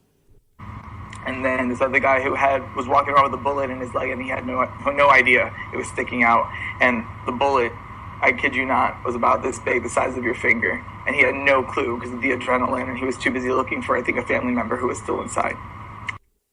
Good Lord. Moving on from stupid to sinister, the day after the Orlando Gay Club's so-called shooting, Hillary Clinton gave a speech in response. And what did she call for? More bombing of the Middle East, particularly of Iraq and, you guessed it, Syria, where she says we need to be, quote, ramping up the air campaign. The fact is that this minion of Satan has been directly orchestrating a horrendous proxy war of regime change in Syria since 2011. For just one example, I've included at the top right a BBC headline about her April 1, 2012 speech in which she unequivocally stated that, quote, Assad must go. And at the bottom right is a Washington Post report of her calling for more airstrikes on Syria in 2013. The fact is that the United States has been waging war on Syria since 2011. Until 2014, this was primarily executed through a coalition of Arab dictatorships with advanced weaponry supplied by the United States, and through a so-called Syrian rebel army, mostly comprised of foreign mercenaries, which was put together by the CIA and the State Department, and said coalition of Arab dictatorships, whom Hillary Clinton calls our partners in the region. Direct U.S. airstrikes on Syria officially began in 2014, with Hillary Clinton's enthusiastic endorsement, and now she wants more. Sad to say, the 2016 presidential prospects are altogether dire. Donald Trump has also called for more airstrikes abroad in the wake of the Orlando false flag. We can give Trump some credit for opposing the Obama and Clinton regime change agenda in Syria, because the real driving force of the entire war there is a foreign orchestrated regime change. But Trump is merely being a populist. The American people hate regime change and proxy wars and war in general. I see no evidence that Trump has what it takes to seriously stand up against the military-industrial complex, or to seriously roll back government authoritarianism. As Ron Paul succinctly observed, Trump is almost the opposite of a libertarian. I would add that Hillary Clinton is completely the opposite. Terrorism is not the direct connection between Orlando and the Boston bombing. The connection is that when they want popular support for war, they launch false flags. Gun restriction is just a secondary objective of Orlando, and of San Bernardino for that matter. After the San Bernardino false flag attack, President Obama pointed directly to the Boston so-called bombing in a speech ending with a sales pitch for authorization for all the bombing he'd been doing without authorization. Quote, "We see growing efforts by terrorists to poison the minds of people like the Boston Marathon bombers and the San Bernardino killers," unquote. And he closes with the sales pitch, quote, "Finally, if Congress believes as I do that we are at war with ISIL, it should go ahead and vote to authorize the continued use of military force against these terrorists," unquote. But we know who the number one terrorists are. The truth is that war on Syria was decided on the day Syria declined a major pipeline deal with the United States financial partners. The truth is that Islamic terrorist groups like ISIS are created and funded by Western globalist elites and used for the purposes of geopolitical control and financial profit. The whistleblowers who expose this truth are ignored by the mainstream media. To name just a few of these whistleblowers, Sibel Edmonds, Michael Springman, Robert D. Steele, and Scott Bennett. Look them up. As things stand, the false flags are ramping up, and so is the proxy war on Syria launched by Barack Obama, Hillary Clinton, and their globalist cohorts. The mainstream media won't even relay some of the more twisted statements coming from these war criminals, but the alternative media will. For example, when Syrian forces pushed the Islamist rebels out of the city of Palmyra in March of 2016, the U.S. Department of Defense spokesman said that Palmyra was now, quote, "out of the frying pan and into the fire," unquote, and from, quote, "being under the boot heel of ISIL to being under the boot heel of Assad," unquote, which is totally absurd, considering that anybody interested in religious tolerance should know that in Palmyra and throughout Syria, Christians and other minorities were practicing their religion openly and in peace before the U.S. coalition flooded the country with Islamist mercenaries. Saudi Arabia, on the other hand, has 0 Christian churches, and it is illegal to openly practice Christianity there. And yet Hillary Clinton calls the Saudis our partners in the region, and President Obama has personally authorized the sale of over $100 billion, billion with a B, dollars worth of weapons and fighter planes to the Saudi government, which are now being used to slaughter tens of thousands of innocent people in Yemen, and to supply depraved Islamist mercenaries in Syria and throughout the Middle East. I should also note that the Department of Defense spokesman went on in the same speech just quoted to repeat the same discredited lie pushed by Obama in 2013 as justification for his airstrikes on Syria, saying, quote, "Assad has gassed his own people with chemical weapons. He is the problem, right? He is responsible for this bloody civil war, right?" Unquote.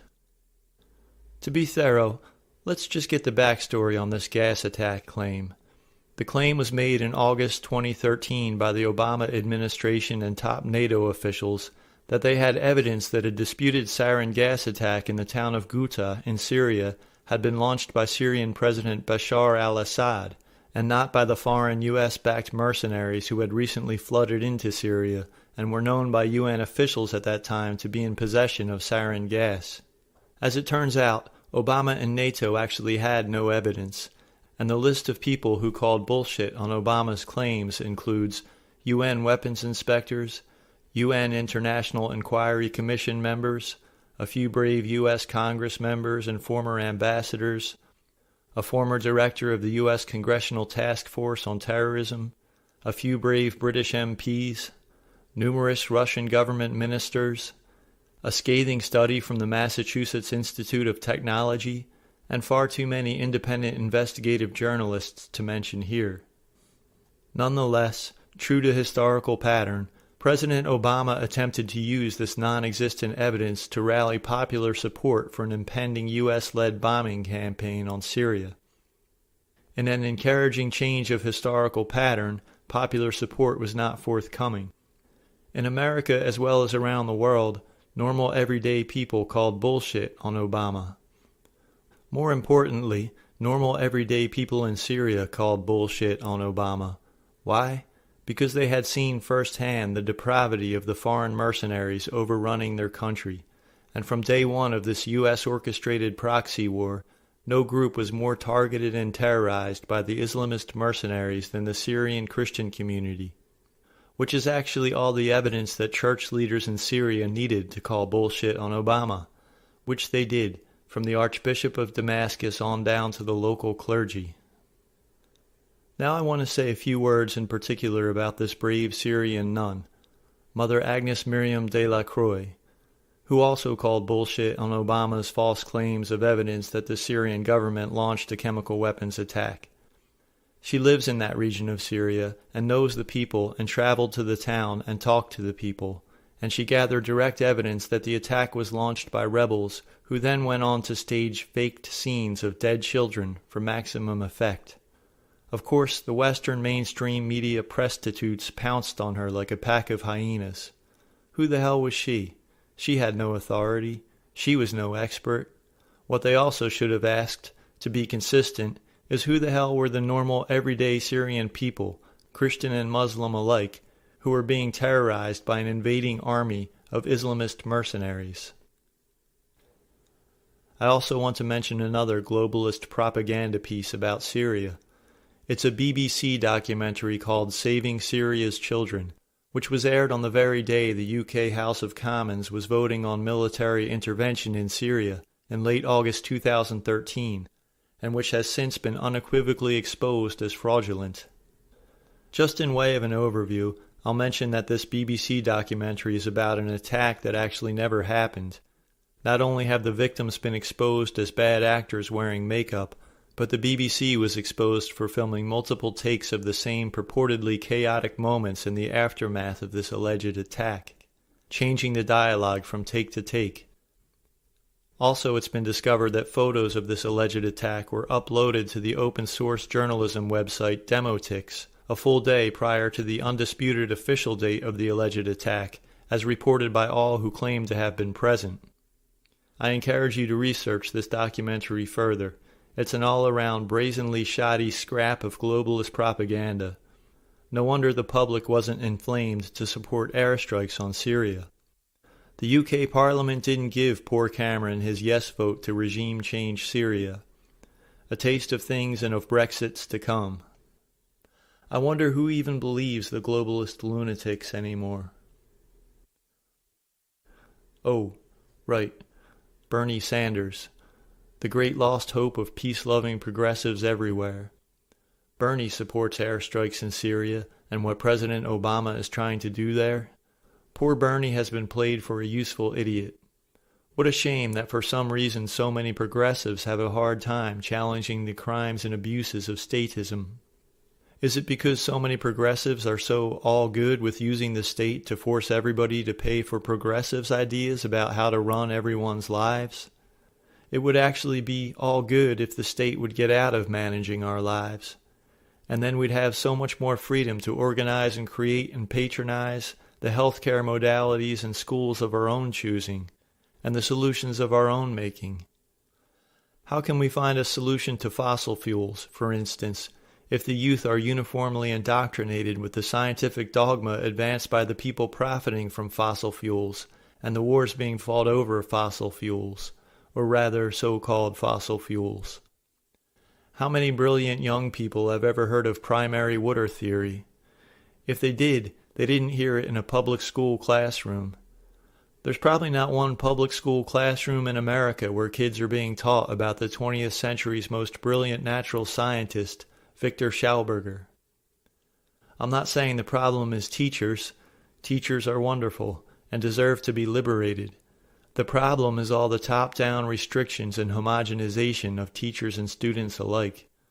It's high time for progressives to stop advocating for state control over the realms of creativity and ingenuity and compassion and charity.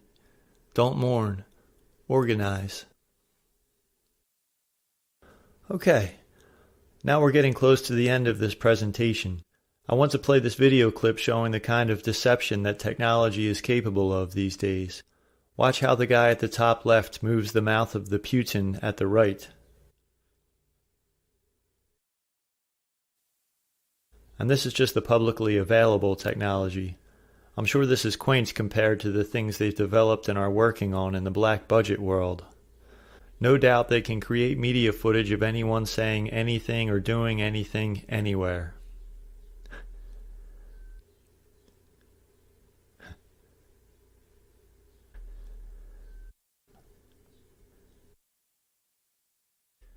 Make your annoying coworker pledge allegiance to ISIS.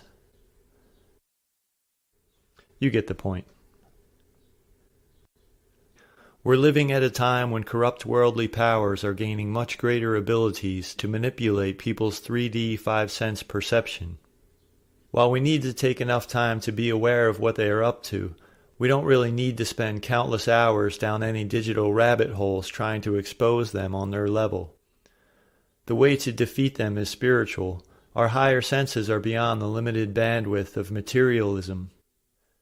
The spiritual path is the path of intuitive knowing and will lead us quickly to the real facts and to the real solutions. To get there, we have to move past the false solution of statism. The useful role of the state is very limited. Beyond that, it's just a drag and a menace. In the words of my favorite banjo player, Pete Seeger, quote, "Power-hungry people just seem to gravitate towards big organizations. Whether it's big government or corporations or big anything, big organizations can be corrupted by people who want to do dirt." Unquote. And another gem from Pete, quote, "I like to say I'm more conservative than Goldwater. He just wanted to turn the clock back to when there was no income tax. I want to turn the clock back to when people lived in small villages and took care of each other." Unquote. Me too, Pete. Very much so. And if we think about it, to when would that be? It would be to exactly the United States before the Progressive Era, my friends. That's when people took care of each other directly, and very naturally so. That's when communities of all sorts knew that charity and taking care of each other was our own sacred duty, and no one defined taking care of each other as the government stepping in and imposing massive taxes to fund monolithic governmental welfare programs. Uh-oh. Pete Seeger is turning red up there. I'm not trying to hold up Pete as some libertarian icon. I'm just bringing up Pete because I think he's a good example of a good person who remained open-minded and was able to reconsider things and evolve his perspective over time. In 1998, Pete gave a lovely talk at the National Press Club, much of it about his own evolution. Not that he publicly repudiated FDR, but his perspective certainly evolved over the years. At one point in this talk, Pete asks why all the government post offices couldn't accomplish what the one entrepreneur who started Federal Express accomplished. Good question. At one point he says, quote, "There is a great danger when you have an organization and people say, 'Oh, the government will pay for it.' Ha ha ha," unquote. And later he says, quote, "I have to confess that socialism as practiced anywhere in the world didn't work out so well," unquote. And my favorite quote, "There are reserves of genius all through this world, and they'll show up in all sorts of places," unquote. A man who said that is a man who believed in the inherent greatness of humanity. The problem with socialism as we know it is that socialism actually has a low regard for people. Socialists are so certain that people can't be counted on to manage any given arena of their own lives, be it healthcare or education or whatever, that socialists insist that the state must take control over that arena and put it into the hands of some governmental expertocracy. That's what socialism is. That's what globalism is. The recent Brexit vote was really all about saying no thanks to a bureaucratic cabal of central planners and an arrogant expertocracy. No thanks, we know how to run our own lives, and we know better than you how to take care of each other, believe it or not. And for all those who have been indoctrinated to equate progressivism with environmentalism, that includes taking care of the planet. God knows progressivism has not been good for the environment, and that unrestricted governments have generally been the worst stewards of the environment, when not polluting directly, then allowing their corporate cronies to pollute with impunity. On the other hand, limited governments that are simply focused on protecting property rights are a more reliable solution to pollution. Egregious pollution is always a violation of enough people's property rights to enough of a degree that it is clearly a law enforcement issue. The destruction of rainforests are best prevented when just governments recognize the property rights of indigenous tribes. Furthermore, we have a tradition of commonwealth. The United States was founded on the notion of commonwealth. No one has a right to trash the commonwealth. As for the actual technological solution to our current pollution-causing technology, government sure hasn't given us the solution, and government interference in education surely hasn't done so. Instead of all these government loans and grants which only funnel the minds of the youth into the dogmas of the homogenized expertocracy called academia, let's stop stifling the natural growth and spread of new and radical theories and lines of inquiry. I know Victor Schauberger had a theory for achieving technology that is efficient and doesn't pollute the environment. Comprehend and copy nature. Bernie Sanders' free tuition schemes were never going to introduce the youth to the whole world of exciting scientific inquiry and discovery and discourse beyond the walls of the crony capitalist system called academia. I say the day our disillusioned youth become disillusioned with progressivism is the day we start seeing real solutions. And here we are at the end of this presentation, for real. One last quote to calm my nerves. How many ideas have there been upon earth, in human history, which only 10 years earlier were unimaginable, and which suddenly appeared when their mysteriously appointed season arrived, to go spreading all over the earth. Fyodor Dostoevsky. I like this quote because it gives me hope that in the near future we could all be saying, remember just a few years ago when most people actually believed in the lies told by their statist leaders? Remember when people trusted in statism before we chose to trust ourselves and to build a world according to our own diverse dreams and ideals? Before just living on Earth was like going to the greatest party ever?